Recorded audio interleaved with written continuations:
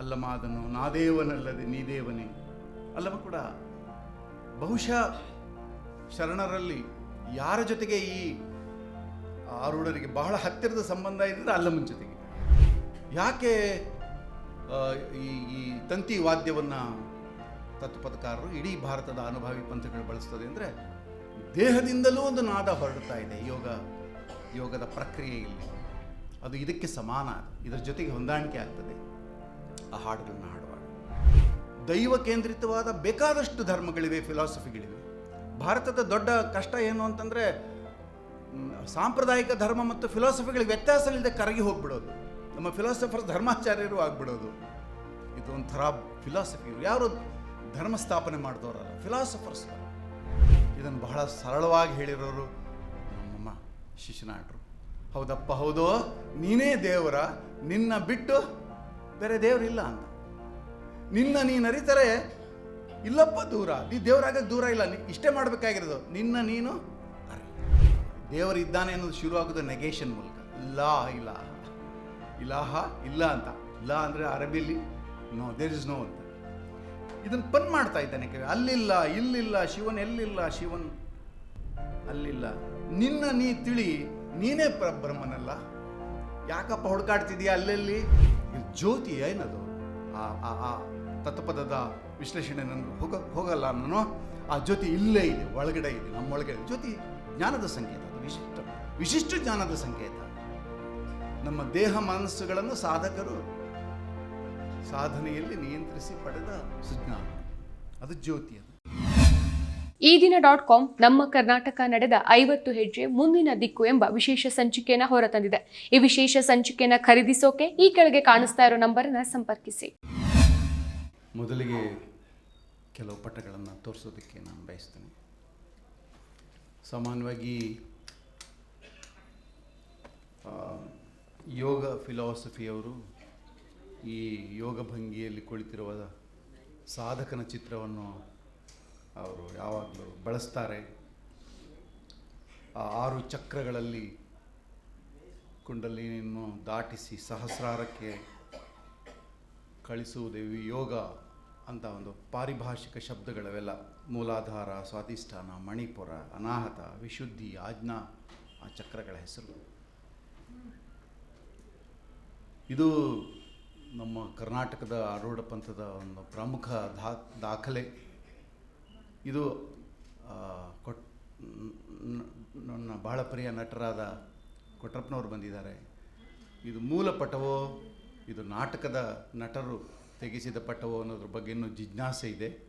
But ಇದರೊಳಗಿರೋ ವ್ಯಕ್ತಿಗಳು ಕಬೀರ, ಶಿವಪುತ್ರ ಸ್ವಾಮಿ, ಉಣ್ಕಲ್ ಸಿದ್ದಪ್ಪನವರು, ಗುರುನಾಥಾರೂಢರು ಇದ್ದಾರೆ, ಅವರ ಶಿಷ್ಯರು ಇದ್ದಾರೆ, ಗರ್ಗದ ಮಡಿವಾಳಪ್ಪನವರು ಇದ್ದಾರೆ, ಶರೀಫ ಈ ಎಡತುದಿಯಲ್ಲಿ, ನಾಗಲಿಂಗಪ್ಪನವರು, ನಾಯಿ ಹೆಣ್ಣಾಯಿ ಕೂತಿದೆ ಅಲ್ಲಿ, ಸಿದ್ಧಾರೂಢ ಸ್ವಾಮೀಜಿಗಳು, ಸಾವಳಗಿ ಸ್ವಾಮಿಗಳು ಮತ್ತು ಮಡಿವಾಳಪ್ಪ. ಈ ಪಟ ನನ್ನ ಪ್ರಕಾರ ಕರ್ನಾಟಕದ ಬಹಳ ಪ್ರಮುಖ ಸಾಂಸ್ಕೃತಿಕ ದಾಖಲೆ. ಯಾಕೆಂದರೆ ಬೇರೆ ಬೇರೆ ಸ್ಕೂಲ್ಗಳಿಗೆ ಸಂಬಂಧಿಸಿದವರು ಕೂಡ ಒಟ್ಟಾಗಿ ಇರುವುದಕ್ಕೆ ಸಾಧ್ಯ ಇತ್ತು, ಮುಖಾಮುಖಿ ಮಾಡೋದಕ್ಕೆ ಸಾಧ್ಯ ಇತ್ತು ಅಂಥೇಳಿ ಹೇಳಬಹುದಾದ ಒಂದು ಪಟ. ಯಾಕಂದರೆ ದಾರ್ಶನಿಕ ವಾಗ್ವಾದ ಮತ್ತು ಸಂಘರ್ಷ ಮತ್ತು ರಕ್ತಪಾತದ ಸಂಘರ್ಷಗಳಿಗೆ ಬಹಳ ದೀರ್ಘ ಚರಿತ್ರೆ ಇದೆ. ಸೋತ ಬಳಿಕ ದಾರ್ಶನಿಕ ಸಂಘರ್ಷದಲ್ಲಿ ಅವರನ್ನು ಸುಡಲಾಗಿದೆ, ಕೊಲ್ಲಲಾಗಿದೆ. ಇಂಥದ್ದೊಂದು ಚರಿತ್ರೆ ಹಿನ್ನೆಲೆಯಲ್ಲಿ ಕರ್ನಾಟಕ ಈ ದಾರ್ಶನಿಕ ಲೆಗಸಿಗೆ ಕೊಟ್ಟಿರುವ ಬಹಳ ಮುಖ್ಯವಾದ ಪಟ ಇದು ಅಂತ ನನಗೆ ಅನಿಸ್ತದೆ. ಮುಕುಂದೂರು ಸ್ವಾಮಿ ಅಂತ ಅವ್ರ ಮೇಲೆ ಒಂದು 20ನೇ ಶತಮಾನದ ಮೊದಲ ಭಾಗದಲ್ಲಿ ಇದ್ದವರು, ಅವ್ರ ಮೇಲೆ ಬಹಳ ಅದ್ಭುತವಾದ ಒಂದು ಪುಸ್ತಕ ಬಂದಿದೆ. ನಿಜವಾದ ಆರೂಢ ಅವರು, ನಮ್ಮ ಅರಸೀಕೆರೆ ಭಾಗದವರು. ಶಿವಪುತ್ರ ಸ್ವಾಮಿಗಳು ಇಂಚಿಗೇರಿ ಮಠದವರು, ರಾಜಕೀಯ ಹೋರಾಟದಲ್ಲಿ ಕೂಡ ಭಾಗವಹಿಸಿದವರು. ಅವರ ಆಶ್ರಮ ಕರ್ನಾಟಕದ 2 ಇಂಪಾರ್ಟೆಂಟ್ ಆಶ್ರಮಗಳು ಅಂದರೆ ನನ್ನ ಪ್ರಕಾರ ಪ್ರೇಮಾಯತನ ಮತ್ತು 3 ಆಶ್ರಮಗಳು, ಸಿದ್ಧಾರೂಢ, ಪ್ರೇಮಾಯತನ, ಪಂಡಿತ ತಾರನಾಥರು ಮತ್ತು ಇಂಚಿಗೇರಿಯ ಮುರುಗೋಡು ಮಹದೇವಪ್ಪನವ್ರ ಮಠ. ಈ 3 ಮಠಗಳು 20ನೇ ಶತಮಾನದ ಮೊದಲ ಭಾಗದಲ್ಲಿ ಬಹಳ ಕ್ರಾಂತಿಕಾರಕವಾದ ಸಾಂಸ್ಕೃತಿಕವಾಗಿ ಮಹತ್ವದ ಕೆಲಸವನ್ನು ಮಾಡಿರುವಂತಹ ಆಶ್ರಮಗಳು. ಚಟ್ಟೆಕಂಬದ ತಾತಯ್ಯ ಅಂತ ಗೊಲ್ಲರವರು, ನಮ್ಮ ಚಳ್ಳಕೆರೆ ಭಾಗದಲ್ಲಿ ಅವರಿಗೆ ತುಂಬ ದೊಡ್ಡ ಶಿಷ್ಯರ ಬಳಗ ಇದೆ. ಅಚಲ ಗುರುಗಳು, ಅಚಲ ಪಂಥ ಅಂತ ಈ ಆರೋಢ ಪಂಥದ ಇನ್ನೊಂದು ಎಕ್ಸ್ಟೆನ್ಷನ್ ಅಂತ ಕರಿಬಹುದು. ಕೋಲಾರ ಭಾಗದ ಸಾಧಕರು, ಗುರು ಮತ್ತು ಶಿಷ್ಯರು ಬಹುಮಟ್ಟಿಗೆ ದಲಿತರು. ಅಚಲ ಪಂಥದಲ್ಲಿ ಬೇರೆಯವರು ಇದ್ದಾರೆ, ಬಹುಮಟ್ಟಿಗೆ ದಲಿತರು. ಸಿದ್ಧಾರೂಢ ಆಶ್ರಮದ ಹಿಂದೆ ತೆಂಗಿನ ತೋಟದಲ್ಲಿ ಅವರ ಶಿಷ್ಯ ಕಬೀರ ದಾಸರ ಒಂದು ಸಮಾಧಿ ಇದೆ. ಅದರ ಸುತ್ತ ಅಹಂ ಬ್ರಹ್ಮಾಸ್ಮಿ ಕಾಣ್ತಾ ಇದೆ. ತತ್ವಮಸಿ ಈ ಥರದ ವೇದಾಂತದ ಮಾತುಗಳನ್ನು, ಅದ್ವೈತದ ಮಾತುಗಳನ್ನು ಬರೆಯಲಾಗಿದೆ. ತಮಗೆ ಗೊತ್ತಿರ್ಬೋದು, ಅವರು ಆದೋನಿ ನವಾಬರ ವಂಶದವರು. ಇದು ಚಳ್ಳಕೆರೆ ತಾಲ್ಲೂಕಿನಲ್ಲಿ ಹಿರಿಯೂರು ನಡುವೆ ಒಂದು ಹಳ್ಳಿಯಲ್ಲಿ 3 ಆರೂಢ ಗುರು ಶಿಷ್ಯರು, ಅದರ ನಡುವಿಂದು ಮುಸಲ್ಮಾನರ ಒಬ್ಬರು, ಬೇರೆ ಬೇರೆ ಜಾತಿಯ ಶಿಷ್ಯರು ಒಂದೇ ಒಂದು ಆವರಣದಲ್ಲಿ ಇರೋದನ್ನು ನೋಡೋದು. ಇದು ಕಬೀರ್ ದಾಸರ ಒಂದು ಸಮಾಧಿ, ತಮಗೆಲ್ಲ ಗೊತ್ತಿದೆ. ಇದು ಸಿದ್ಧಾರೂಢರ ಆಶ್ರಮ. ನಾನು ಕಂಡ ಭಾಳ ಅದ್ಭುತ ಗಾಯಕಿ ನುಲ್ಲಿನೂರು ಕದಿರಮ್ಮ ಅಂತ, ಚಿಕ್ಕನಾಯಕನಹಳ್ಳಿ ಭಾಗದವಳು, ಅದ್ಭುತ ಗಾಯಕಿ. She is no more. ನಮ್ಮ ಗುಲ್ಬರ್ಗ ಭಾಗದ ಹೆಣ್ಮಕ್ಳು ಹಾಡುವಾಗ ಕೂಡ ಈ ಕೈಭಂಗಿ ಏನಿದೆ ಅದು ನಿರ್ದಿಷ್ಟ ಹಾಡುವಾಗಲೇ ಅವರು ಮಾಡಿದ್ದದು. ನನಗೆ ಬೇಕಾದ ಗಂಡನ ಪಡ್ಕೊಂಡೆ, ಆ ಒಂದು ಹಾಡನ್ನು ಹಾಡುವಾಗ. ಈಕೆ ಸಿಂದಗಿ ತಾಲೂಕಿನ ಒಬ್ಬ ಮುಸ್ಲಿಂ ಹೆಣ್ಮಗಳು, ಭಾಳ ಅದ್ಭುತ ಗಾಯಕಿ. ಇಮಾಂಬಿ ನಮ್ಮ ವಿನಂತಿಯ ಮೇರೆಗೆ ಹಾಡು ಕಾಯೋದಕ್ಕೆ ಬೇರೆ ಹುಡುಗರನ್ನ ನೇಮಿಸಿ ಅವತ್ತು ಹಾಡೋಕ್ಕೆ ಅವಳು ಬಂದಿದ್ಲು. ಬಹಳ ಅದ್ಭುತ ಗಾಯಕಿ. ಇದು ಅಂಬಾಮಠ ಸಿಂಧನೂರಿನಲ್ಲಿ ಗುತ್ತಲ್ ಅವರು ಮಹಿಳೆಯರ ಸ್ಪೇಸ್ ಬಗ್ಗೆ ಬಹಳ ಕಾಳಜಿ ಮಾಡ್ತಾರೆ. ಈ ಪಂಥಗಳಲ್ಲಿ ಯಾಕೆ ಈ ಸ್ಪೇಸ್ ಕಡಿಮೆ ಇದೆ ಅನ್ನೋದ್ರ ಬಗ್ಗೆ ಅವರು ನನಗೆ ಪ್ರಶ್ನೆ ಮಾಡ್ತಾಯಿದ್ರು. ಆರೂಢ ಪಂಥ ಮಹಿಳೆಯರಿಗೆ ಸಾಕಷ್ಟು ಸ್ಪೇಸನ್ನು ಕ್ರಿಯೇಟ್ ಮಾಡಿದೆ, ಅಥವಾ ಇವರೇ ಕ್ರಿಯೇಟ್ ಮಾಡಿಕೊಂಡಿದ್ದಾರೆ. ಬೇರೆ ಬೇರೆ ವಾದ್ಯಗಳು, ಇದು ನಮ್ಮಲ್ಲಿ ಬಳ್ಳಾರಿ ಭಾಗದಲ್ಲಿ, ರಾಯಚೂರು ಭಾಗದಲ್ಲಿ ಬಳಸೋ ವಾದ್ಯ. ಈಕೆ ಕೆರೆಗೋಡು ಗ್ರಾಮದವಳು, ಬಹುಶಃ ಮದ್ದೂರು ತಾಲೂಕು ಅಂತ ಕಾಣ್ತದೆ. ಬಹಳ ಅದ್ಭುತ ಗಾಯಕಿ ಪುಟ್ಟಮ್ಮ, ತುಂಬ ಅದ್ಭುತ ಗಾಯಕಿ. ನನಗನ್ನಿಸ್ತದೆ ಕರ್ನಾಟಕ ಸಂಘ ನಮ್ಮಂಥ ಒಣ ಉಪನ್ಯಾಸಕರನ್ನು ಕರೆಸೋ ಬದಲು ಇಂಥ ಹಾಡುಗಾರನ್ನು ಕೂಡ ಕರೆಸ್ಬೇಕು ಅಂಥೇಳಿ ನಾನು ವಿನಂತಿ ಮಾಡ್ತೇನೆ. ಇವರು ಕೂಡ ತೀರ್ಕೊಂಡ್ರು. ಗೋಪಾಲಯ್ಯ ಅಂತ ಕಾಣ್ತಾರೆ, ಚಿಕ್ಕನಾಯಕನಹಳ್ಳಿ ಭಾಗದ ಗಾಯಕಿ. ಈಕೆ ಕೋಲಾರ ಜಿಲ್ಲೆಯ ಒಬ್ಬ ಗುರು ಶಿಶುಮಗಳು, ದೊಡ್ಡ ಸಾಧಕಿ, ಅಚಲ ಪಂಥದವರು. ಅವಳ ಗುರು ಇವರು ತೀರ್ಕೊಂಡ್ರು. ಇನ್ನೊಬ್ಬ ಗಾಯಕ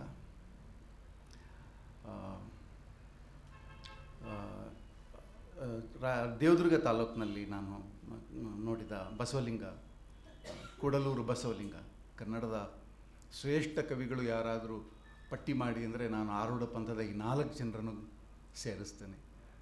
ಕೈನೂರು ಕೃಷ್ಣಪ್ಪನವರು, ಕೂಡಲೂರು ಬಸವಲಿಂಗಪ್ಪನವರು, ಶಿಶುನಾಳರು ಮತ್ತು ಮಡಿವಾಳಪ್ಪನವರು ಬಹಳ ಶ್ರೇಷ್ಠ ಪ್ರತಿಭೆಯ ಕವಿಗಳಿವರು. ಆ ಸಮಾಧಿಯ ಮುಂದೆ ಹಾಡ್ತಾ ಇದ್ದಾನೆ. ಅವನು ಹೊಲದಿಂದ ಬರ್ತಾ ಇದ್ದ, ನಾನಲ್ಲಿದ್ದೆ ಮತ್ತು ನನಗೋಸ್ಕರ ಆ ಆಶ್ರಮದಲ್ಲಿರೋ ಏಕತಾರಿ ತಗೊಂಡು ಹಾಡಿದರು. ಹೆಸರು ಗೊತ್ತಿಲ್ಲ, ಅಜ್ಞಾತ ಗಾಯಕ. ನಮ್ಮ ಚಿತ್ರದುರ್ಗ ಜಿಲ್ಲೆಯಲ್ಲಿ ಈ ಥರದವ್ರು ಬೇಕಾದಷ್ಟು ಜನ ಬೀದಿಗಳಲ್ಲಿ ಹಾಡ್ತಾ ತಿರುಗ್ತಾರೆ. ಬಿಜಾಪುರ ಜಿಲ್ಲೆಯ ಈ ಇಬ್ಬರು ಮಾದಿಗ ಸಮುದಾಯದ ಈ ಅಕ್ಕ ತಂಗಿಯರು ಬಹಳ ಪ್ರಸಿದ್ಧರಾಗಿದ್ದಾರೆ. ಕೃಷ್ಣ ಪಾರಿಜಾತದ ಶೈಲಿಯಲ್ಲಿ ಅವರು ಹಾಡ್ತಾರೆ. ಬಹಳ ಅದ್ಭುತ ಗಾಯಕಿಯರು. ಒಬ್ಬ ದಮ್ಮಡಿ ಬಾರಿಸುವ ಗಾಯಕ ಅಂಬಾಮಠದಲ್ಲಿ.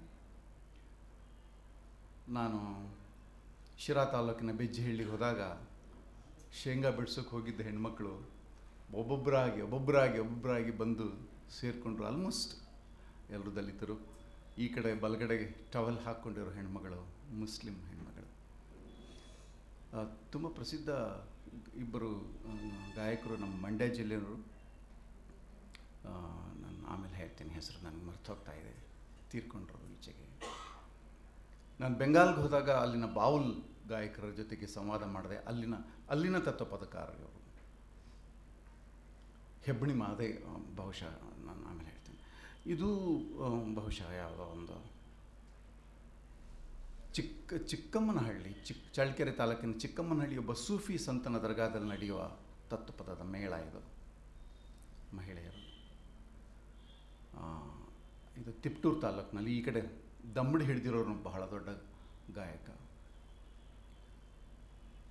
ಮೀರಾ ಸಾಬಿಹಳ್ಳಿ ಅಂತ ಚಳ್ಳಕೆರೆ ತಾಲೂಕಿನಲ್ಲಿ ಸತ್ಸಂಗ ನಡೀತಾ ಇದೆ. ಗುಡೇಕಲ್ ಶಿಷ್ಯರು, ಗುಡೇಕಲ್ಲಿನ 500 ಮಠಗಳಿವೆ ಆಂಧ್ರ ಕರ್ನಾಟಕದಲ್ಲಿ.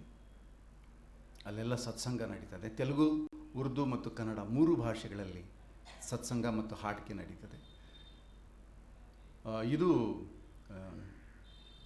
ಒಬ್ಬ ಸೂಫಿ ಸಂತ ಚಿಕ್ಕನಾಯಕನಹಳ್ಳಿಲಿ ಅವರ ದರ್ಗಾದ ಸುತ್ತ ಕುಳಿತು ಹಾಡ್ತಾ ಇದ್ದಾರೆ ತತ್ವಪದಗಳನ್ನು.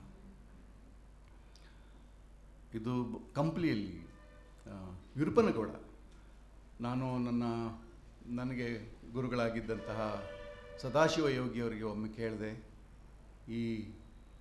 ಈ ಲೋಕದಲ್ಲಿ ಯಾರು ಬಹಳ ದೊಡ್ಡವರು ಅಂತ ನಿಮ್ಗೆ ಅನ್ನಿಸ್ತಾರೆ? ನಾನು ಎಕ್ಸ್ಪೆಕ್ಟ್ ಮಾಡ್ತಿದ್ದೆ ಅಲ್ಲಂ ಪ್ರಭು ಹೆಸರು ಹೇಳ್ಬೋದು ಅಂತ. ಅವ್ರು ಹೇಳಿದ್ರು ವಿರುಪನಗೌಡ ಕಣಪ್ಪ ಅಂತ. ಆಮೇಲೆ ಸಾಹಿತ್ಯದ ವಿದ್ಯಾರ್ಥಿಗಳಿಗೆ ಎಂಥ ಪರಮ ಅಜ್ಞಾನ ಇದೆ ನೋಡಿ. ಆಮೇಲೆ ವಿರುಪನಗೌಡರನ್ನು ಓದಿದೆ ನಾನು. ಸುಮಾರು 300 ಚರಣಗಳುಳ್ಳ ಸುದೀರ್ಘವಾದ ಬುಡುಬುಡಿಕೆ ಹಾಡಿನ ಶೈಲಿಯಲ್ಲಿ ತತ್ವಪದ ಬರೆದಿದ್ದಾರೆ. ಅದನ್ನು ಹಾಡ್ತಾರೆ ಜನ. ಶಿರಾ ತಾಲೂಕಿನ ಒಂದು ಕಂದಿಗೆರೆ ಅಂತ ಹಳ್ಳಿ. ಇದು ಕೂಡ ಚಿಕ್ಕಮ್ಮನಹಳ್ಳಿಯ ಒಬ್ಬ ಸೂಫಿ ಸಂತರ ದರ್ಗಾದಲ್ಲಿ ನಡೀತಿರೋದು. ಇದು ಅಂಬಾಮಠದಲ್ಲಿ ನಾನು ಭೇಟಿ ಮಾಡಿದ ನತಿಗೇನಹಳ್ಳಿ, ಚಿತ್ರದುರ್ಗ ಜಿಲ್ಲೆಯ ದಲಿತ ಗಾಯಕರು. ಸೀದಾ ಕೊರಿಯೋಗ್ರಫಿ, ದುಂಡಗೆ ಕೂರ್ತಾರೆ ಯಾವಾಗಲೂ ಸೂಫಿ ಸಂತರಲ್ಲಿ. ಈ ವೃತ್ತಾಕಾರವಾಗಿ ಕೂರುವ ಈ ಕೊರಿಯೋಗ್ರಫಿ ಇದೆಯಲ್ಲ, ಇದಕ್ಕೆ ಸಾಂಕೇತಿಕ ಮಹತ್ವ ಇದೆ ಅಂತ ನಾನು ಭಾವಿಸಿದ್ದೇನೆ. ಸತ್ಸಂಗದಲ್ಲಂತೂ ಪರಸ್ಪರ ಮುಖ ನೋಡಿ ಸಂವಾದ ಮಾಡೋದಕ್ಕಾಗಿ ಕೂಡ ಇದು ಬಹಳ ಮುಖ್ಯ. ಇನ್ನೂ ಏನೇನೋ ಅದರ ಅರ್ಥಗಳಿರಬಹುದು. ದುಂಡಗೆ ಕೂರುವ ಒಂದು ವಿಧಾನ. ನಾನೇನು ಹೇಳಿದ್ನಲ್ಲ, ಹರದೇಶಿ ನಾಗೇಶಿ ಕವಿಗಳಿಗೆ ಗುರುವಾಗಿರುವ ಅಂದೇವಾಡಿ ಗೈಬು ಸಾಹೇಬರು, ಅಕ್ಕಲಕೋಟೆ. ಕನ್ನಡ ತತ್ವಪದಗಳನ್ನು ಮರಾಠಿ ಅಥವಾ ದೇವನಾಗರಿಯಲ್ಲಿ ಬರೀತಾರೆ, ತಾವು ನೋಡ್ಬೋದು. ಗುರುವಿಂದ ಶುರು ಆಗ್ತಾ ಇದೆ. ಗುರು ಒಂದೇ, ಗುರು ಒಂದೇ. ಕನ್ನಡ ಭಾಷೆ, ಲಿಪಿ ಮರಾಠಿ. ಇಲ್ಲಿ ಕೊಟ್ರಪ್ಪನವ್ರು ಬಂದಿದ್ದಾರೆ, ಅವ್ರ ನಾಟಕ ನೋಡೋಕ್ಕೆ ನಾನು ಬಹಳ ಕಷ್ಟಪಟ್ಟು ಕಂಪ್ಲಿ ತಾಲೂಕಿನ ಒಂದು ಹಳ್ಳಿಗೆ ಹೋಗಿದ್ದೆ. ಅಲ್ಲಿ ಬಾಬಣ್ಣವರು, ಇವರು ನಾಗಲಿಂಗಪ್ಪನ ಪಾತ್ರ ಮಾಡಿದರು ಬಾಬಣ್ಣವರು, ಕುಕನೂರು ಬಾಬಣ್ಣವರು ಶಿಶುನಾಳನ ಪಾತ್ರ ಮಾಡಿದರು. ಒಂದು 3 ತಿಂಗಳಾಯಿತು ತೀರ್ಕೊಂಡು, 3-4 ತಿಂಗಳಾಯಿತು. ಇದು ಗುಡೇಕಲ್ ಒರಿಸ್ಸಿನಲ್ಲಿ, ಅದೇ ಸೂಫಿಸಮ್ ಮತ್ತು ಆರೋಢ ಪಂಥ ಭಾಳ ಅದ್ಭುತವಾಗಿ ಮಿಶ್ರಣ ಆಗಿರೋ ಜಾಗ ಅಂದರೆ ಗುಡೇಕಲ್ ಪರಂಪರೆ. ದರ್ಗಾದಲ್ಲಿ ಗಂಧ ತಗೊಂಡು ಹೋಗ್ತಿದ್ದಾರೆ, ಆದರೆ ಅದೊಂದು ಆರೋಢ ಪಂಥದ ಗಾಯಕ. ಹಂದಿಹಾಳು ಅಂತ ಬಳ್ಳಾರಿ ಜಿಲ್ಲೆಯಲ್ಲಿ ಗುಡೇಕಲ್ ಅಲ್ಲಿಪೀರ ಅವರ ಶಿಷ್ಯನ ಹೆಸರು ಶಿಲುವೇರಿ ಶಿವಪ್ಪ ಅಂತ. 3 ಭಾಷೆಗಳಲ್ಲಿ ತತ್ವಪದಗಳನ್ನು ಬರೆದಿದ್ದಾರೆ. ಅವರ ರಥೋತ್ಸವ, ಆ ರಥದ ಮೇಲ್ಭಾಗದಲ್ಲಿ ಅಲ್ಲಿಪೀರ ಅವರು ಕೂತಿದ್ದಾರೆ ಮತ್ತು ಶಿವಪ್ಪನವರು ಕೂತಿದ್ದಾರೆ. ಕರ್ನಾಟಕದ ರಥಗಳಲ್ಲಿ, ತೇರುಗಳಲ್ಲಿ ಬಹಳ ವಿಶಿಷ್ಟವಾದ ತೇರು ಇರಬಹುದು ಇದು. ತತ್ವಪದಕಾರರ ಅಥವಾ ಈ ಆರೂಢ ಪಂಥದ ಫಿಲಾಸಫಿಯನ್ನು ಇಟ್ಕೊಂಡು ಅನೇಕ ಚಳುವಳಿ ರೂಪದ ಕಾರ್ಯಗಳು ನಡೀತಾ ಇವೆ. ಅರಿವು ಶಿವಪ್ಪ ಅನ್ನೋರು ಕೋಲಾರ ಭಾಗದಲ್ಲಿ ಗುರುದೀಕ್ಷೆ ತಗೊಂಡವ್ರ ಮನೆಗಳಿಗೆ ದಲಿತರು ಸವರ್ಣೀಯರ ಮನೆಗೆ ಹೋಗೋದು, ಇವ್ರ ಮನೆಗೆ ಬರೋದು, ಈ ಥರದ ಗೃಹ ಪ್ರವೇಶ ಕಾರ್ಯಕ್ರಮ ಅಂತ. ಅದು ಬರೀ ಗೃಹ ಪ್ರವೇಶ ಇಲ್ಲ, ಆಹಾರ ಸೇವನೆಯೂ ಇದೆ, ತತ್ವಪದದ ಹಾಡಿಕೆ ಇದೆ. ತತ್ವಪದದ ಹಾಡಿಕೆಗೆ ಬೇರೆ ಬೇರೆ ನಿಯೋಗಗಳನ್ನು ಆರೂಢ ಪಂಥ ನಿಭಾಯಿಸ್ತಾ ಇದೆ ತತ್ವಪದಗಳ ಮೂಲಕ ಅನ್ನೋದಕ್ಕಾಗಿ ನಾನು ಇದನ್ನು ಹೇಳಿದೆ. ಅಂಬಾಮಠ ಶಾಕ್ತ ಪಂಥದ ಮಠ, ಚಿದಾನಂದ ಅವಧೂತರ ಮಠ, ಅಲ್ಲಿ ತಾವು ಭಂಗಿ ಸೊಪ್ಪು ಮತ್ತು ನಾವು ನಿನ್ನೆ ಏನು ಪಂಚಮಕಾರದಲ್ಲಿ ಒಂದು ಮಾ ಹೇಳಿದ್ವಿ ಅಲ್ಲಿ ಕಾಣ್ತಾ ಇದೆ. ಎದುರುಗಡೆ ಇರೋದು ಧ್ವನಿ, ಅದು ಭಕ್ತರು ತಂದು ಅರ್ಪಿಸ್ತಾರೆ. ಅವರು ಸತ್ಸಂಗ ಅಂಬಾಮಠದ ಜಾತ್ರೆಯಲ್ಲಿ ಬಲ್ಗಡೆ ಒಬ್ಬ ಮುಸ್ಲಿಂ ಹಸಿರು ಟವೆಲ್ ಹಾಕ್ಕೊಂಡು ಕೂತಿದ್ದಾರೆ. ಇಬ್ಬರು ಚರ್ಚೆಯನ್ನು ಮಾಡ್ತಾಯಿದ್ರು, ಇಬ್ಬರು ಸಂವಾದವನ್ನು ಮಾಡ್ತಾಯಿದ್ರು. ಒಂದು ಸಣ್ಣ ಕ್ಲಿಪ್ಪಿಂಗ್ ಇದೆ. ಇದು ಸೌಂಡ್ ಇದೆಯಾ?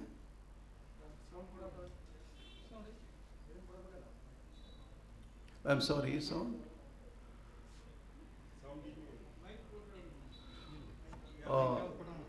ಪರವಾಗಿಲ್ಲ, ಆಮೇಲೆ ಕೊನೆಗೆ ಹೌದಾ? ಸೌಂಡ್ ಇಲ್ವಾ? ಪರವಾಗಿಲ್ಲ. ಈಕೆ ಬಹಳ ಅದ್ಭುತವಾಗಿ ಗಾಯಕಿ, ಹಾಡ್ತಾಳೆ. ಕಡೆಗೆ ಅದನ್ನು ನಾವು ಗಮನಿಸ್ಬೋದು. ಸ್ನೇಹಿತರೆ, ಬಹಳ ಸಂಕ್ಷಿಪ್ತವಾಗಿ ಚರ್ಚೆಗೆ ಸಮಯ ಉಳಿಯುವ ಹಾಗೆ ನಾನು ಆರೂಢ ಪಂಥದ ಬಗ್ಗೆ ಕೆಲವು ಮಾತುಗಳನ್ನು ಆಡೋದಕ್ಕೆ ಬಯಸ್ತೇನೆ. ಮೊದಲಿಗೆ ಇದನ್ನು ಒಂದು ಪದ್ಯದ ಮೂಲಕ, ತತ್ವಪದದ ಮೂಲಕ ಆರಂಭಿಸೋದಕ್ಕೆ ಬಯಸ್ತೇನೆ. ಅದು ಮಡಿವಾಳಪ್ಪನವರ ತತ್ವಪದ. ಬಹುಶಃ ಆರೂಢ ಪಂಥದ ಅನೇಕ ದಾರ್ಶನಿಕ ಆಯಾಮಗಳನ್ನು ಹೇಳಬಹುದಾದ ಪದ ಇದು. ಅದನ್ನು ವಿಶ್ಲೇಷಣೆ ಮಾಡೋದಿಲ್ಲ, ಸಮಯ ಕಡಿಮೆ ಇರೋದ್ರಿಂದ. ಮುಡಚಟ್ಟಿನೊಳು ಬಂದು ಮುಟ್ಟಿ ತಟ್ಟಿ ಎನ್ನುತ್ತೀರಿ, ಮುಡಚಟ್ಟು ಎಲ್ಲಾದೆ ಹೇಳಣ್ಣ. ಮುಟ್ಟಾದ 3 ದಿನಕ್ಕೆ ಹುಟ್ಟಿ ಬಂದಿದಿ ನೀನು, ಮುಡಚಟ್ಟು ಎಲ್ಲಾದೆ ಹೇಳಣ್ಣ. ತೊಗಲೊಳು ತೊಗಲೊಕ್ಕು ತಗಲಿ ಬಂದವ ನೀನು, ತಗಲ ಮಾತಾಡುವುದೇ ಏನಣ್ಣ. ಇದರ ಬಗೆಯ ತಿಳಿಯದೆ ಒಗದು ಮಾತಾಡಿದರೆ ನಗಿಗೇಡಿ ಕಾಣುತ್ತಾದಣ್ಣ. ಎಲುವಿನ ಆಲಯದಳು ಒಳಗೆ ಹೊಕ್ಕು ನೀ ಕುಂತು ಓಡಾಡಬೇಡ ನೀ ಕೇಳಣ್ಣ. ಎಲವು ತೊಗಲ ಮಲಮೂತ್ರ ಮಾಂಸವು ನಿನ್ನಲ್ಲಿ ಕಾಣುತ್ತಾದಣ್ಣ. ಊರ ನರಕವ ತಿಂದು ಭೋರ್ಯಾಡಿ ಹಿಂಡುವ ಎಮ್ಮಿ ಹಾಲಿನ ಸವಿ ನೋಡಣ್ಣ. ಅದರ ಸ್ವಾದ ಹತ್ತಿ ನೀ ಉಂಡು ಗುಂಡಾಗಿ ಕುಂತಿದಿ, ಶೀಲ ಎಲ್ಲೈ ಉಳ್ದೈತೆ ಹೇಳಣ್ಣ. ಊರ ಬಾವಿಯ ನೀರು ದಾರಾದರೂ ತರುವರು, ನಿನ್ನ ನೀರ ಬ್ಯಾರೆವು ಏನಣ್ಣ. ಲಂಡೇನ ಹಳ್ಳ ಬಂದು ನದಿಯ ಕೂಡಿದ ಮೇಲೆ ನೈವೇದ್ಯ ಹೇಗಾದವು ಹೇಳಣ್ಣ. ಸೂಸಲಾಡುವ ದೇಹ ಸೋಸಿ ನೀರವ ಮಾಡಿ ಮಡಿ ಮಾಡಿಕೊಳ್ಳಬೇಕಣ್ಣ. ನಮ್ಮ ಧೀರ ಮಹಾಂತೇಶನ ಬಿಡದೆ ಕೊಂಡಾಡಿದರೆ ಕಡಿತನಕ ಮಡಿಯಾಗುವುದಣ್ಣ. ಈ ತತ್ವಪದ ಭಾಳ ಮುಖ್ಯವಾದ ಕೆಲವು ಪ್ರಶ್ನೆಗಳನ್ನು ನಮ್ಮ ಮುಂದೆ ಇಡ್ತಾ ಇದೆ. ಒಂದು ಎಮ್ಮೆಯ ಚಿತ್ರ, ಅದು ಊರ ಒಂದು ಹಾಳು ಕಸವನ್ನು ತಿಂದು, ಊರ ನರಕ ಅಂತಾನೆ, ಅದು ಏನೇನು ತಿಂತದ್ದು ನಮ್ಗೆ ಗೊತ್ತಿಲ್ಲ, ಆದರೆ ಅದರ ಹಾಲು ಕರಿಯೋದು ಮಾತ್ರ ಬಹಳ ಸ್ವಾದವುಳ್ಳ ಹಾಲನ್ನು ಕರೀತಾ ಇದೆ. ಅದು ಮನುಷ್ಯರು ಸೇವಿಸ್ತಾ ಇದ್ದಾರೆ. ಈ ಥರದ ರೂಪಕಗಳು ಕೆಳಸ್ತರದಿಂದ ಬಂದ ಅನೇಕ ತತ್ವಪದಕಾರರು ಇಡೀ ಭಾರತದ ತುಂಬ ಕೊಟ್ಟಿರೋದನ್ನು ನಾವು ನೋಡಬಹುದು. ಕೆಸರಳು ಹುಟ್ಟಿದ ತಾವರೆ ಬೆಸಜನ ನಾಭನಿಗೆ ಅರ್ಪಣೆ ಆಗೋದ್ರ ಬಗ್ಗೆ ಕನಕ ಹೇಳೋದು. ಮತ್ತು ಆ ಊರಿನ ಹಳ್ಳ, ನಮ್ಗೆ ಗೊತ್ತಿದೆ ಊರ ಪಕ್ಕ ಹಳ್ಳ ಯಾವ್ಯಾವುದಕ್ಕೆ ಬಳಕೆ ಆಗ್ತದೆ ಅಂತ. ಅದು ಹೊಳೆ ಸೇರಿದ ಮೇಲೆ ಅದರ ನೀರು ತಂದು ನೈವೇದ್ಯ ಮಾಡ್ತೀರಿ, ಹೆಂಗೆ ಮಡಿ ಆಗ್ತದೆ ಅಂತ. ಅಂದರೆ ಯಾವುದನ್ನು ನಾವು ಮಲಿನ ಅಂತ ಕರಿತೀವಿ, ಹೊಲೆ ಅಂತ ಕರಿತೀವಿ, ಅದರ ಒಳಗಡೆನೇ ನಮ್ಮ ಕ್ರಿಯೇಟಿವಿಟಿ ಇದೆ, ಅತ್ಯಂತ ಅದ್ಭುತವಾದ ಸೃಷ್ಟಿ ಆಗ್ತಾ ಇದೆ. ಆದ್ದರಿಂದ ಮಡಿ ಅನ್ನೋದು ಬಹಳ ಒಂದು ದೈಹಿಕ ಪರಿಶುದ್ಧತೆಯ ಕಲ್ಪನೆ ಅಲ್ಲ. ನಿಜವಾದ ಮಡಿ ಮಾಡ್ಕೋಬೇಕು ಅಂತಂದರೆ ಮಹಾಂತೇಶನ ಬಿಡದೆ ಕೊಂಡಾಡಿದರೆ, ಅಂದರೆ ಗುರುಮಾರ್ಗದಲ್ಲಿ ಮಾತ್ರ ಶುದ್ಧ ಆಗಕ್ಕೆ ಸಾಧ್ಯ ಇದೆ, ಈ ದೈಹಿಕ ಆಚರಣೆಗಳಲ್ಲ, ಸಾಂಪ್ರದಾಯಿಕ ಮಡಿವಂತಿಕೆಗಳಲ್ಲ ಅಂತ ಹೇಳ್ತಾ ಇದ್ದಾನೆ.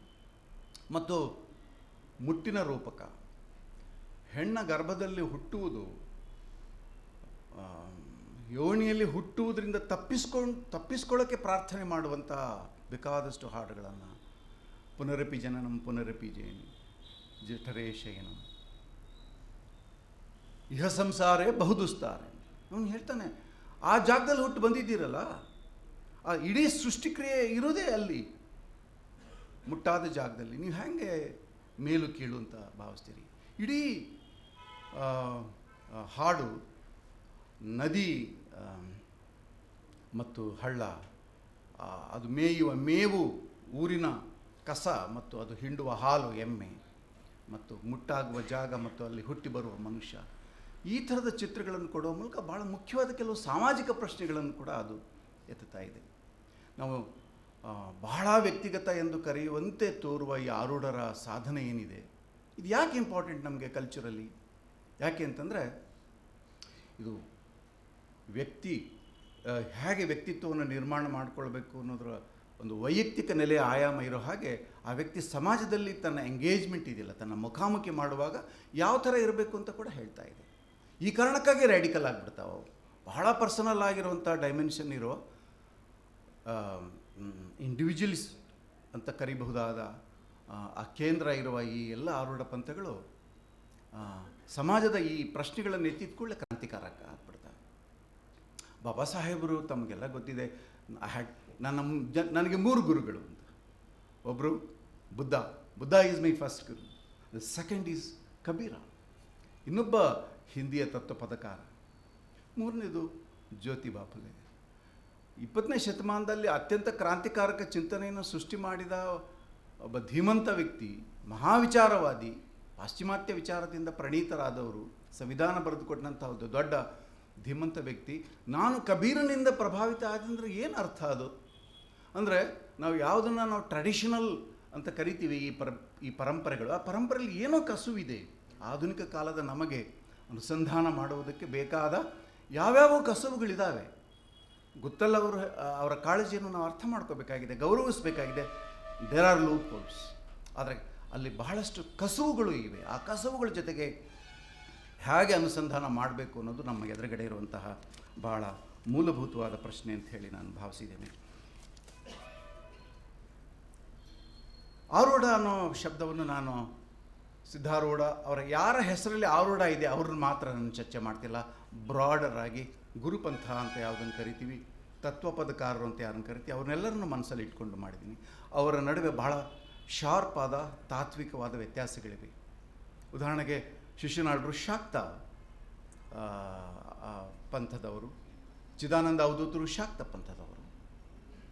ಬೇರೆ ಬೇರೆ ಪಂಥದವರಿದ್ದಾರೆ, ಆದರೆ ಅವರ ಕೇಂದ್ರ ಪ್ರಜ್ಞೆ ಮಾತ್ರ ಒಂದೇ ಆಗಿದೆ. ತತ್ವಪದಕಾರನ ಶಬ್ದ ಭಾಳ ಲಿಟ್ರರಿ, ಸಾಹಿತ್ಯ ಬರೆದವ್ರನ್ನ ಮಾತ್ರ ಅಡ್ರೆಸ್ ಮಾಡುವಂಥ ಬಹಳ ಸೀಮಿತವುಳ್ಳ ಪದ. ಅದನ್ನು ನಾನು ಬಳಸೋದಿಲ್ಲ. ಯಾಕಂದರೆ ಹಂಗೆ ಬಳಸಿಟ್ಕೊಳ್ಳಿ ಸಿದ್ಧಾರೂಢರು ಹೊರಗಡೆ ಹೋಗ್ಬಿಡ್ತಾರೆ, ಕಬೀರದಾಸರು ಹೊರಗಡೆ ಹೋಗ್ಬಿಡ್ತಾರೆ, ಉಣ್ಕಲ್ ಸಿದ್ದಪ್ಪ ಆಚೆ ಹೋಗ್ಬಿಡ್ತಾರೆ. ಆರೂಢರು ಎನ್ನುವ ಈ ದಾರ್ಶನಿಕ ಪರಿಭಾಷೆಯನ್ನು ಬಳಸೋದೇ ಬಹಳ ಇಂಪಾರ್ಟೆಂಟ್. ಯಾಕಂದರೆ ಬರೆದವರು ಇದ್ದಾರೆ, ಬರೀದೇ ಇದ್ದವರು ಕೂಡ ಇದ್ದಾರೆ. ಇವರ ಫಿಲಾಸಾಫಿಕಲ್ ಸೋರ್ಸಸ್ ಕೂಡ ಒಂದೇ ಅಲ್ಲ.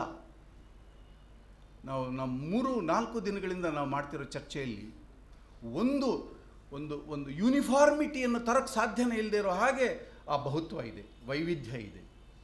ಇವರ ಫಿಲಾಸಾಫಿಕಲ್ ಸ್ಕೂಲ್ಗಳ ಮೂಲ ಕೂಡ ಅನೇಕ. ಉದಾಹರಣೆಗೆ ಕನ್ನಡದ ಪ್ರಥಮ ಅಂತ ಕರೆಯಬಹುದಾದ ನಿಜಗಣ ಶಿವಯೋಗಿಗಳ ಮೂಲ ಶರಣರಲ್ಲ.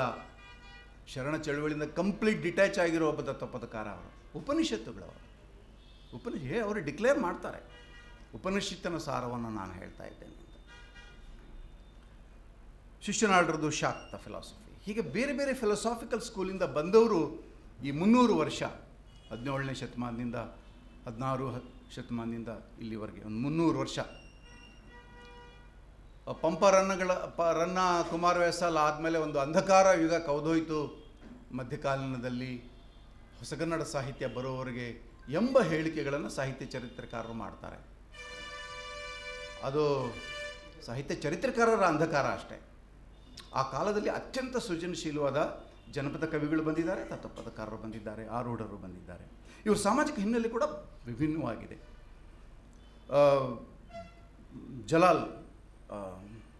ಜಲಾಲ್ ಸಾಬ್, ಮೋಟ್ನಹಳ್ಳಿ ಹಸನ್ ಸಾಬ್ ತುಂಬ ಹಳಬರಿವರು.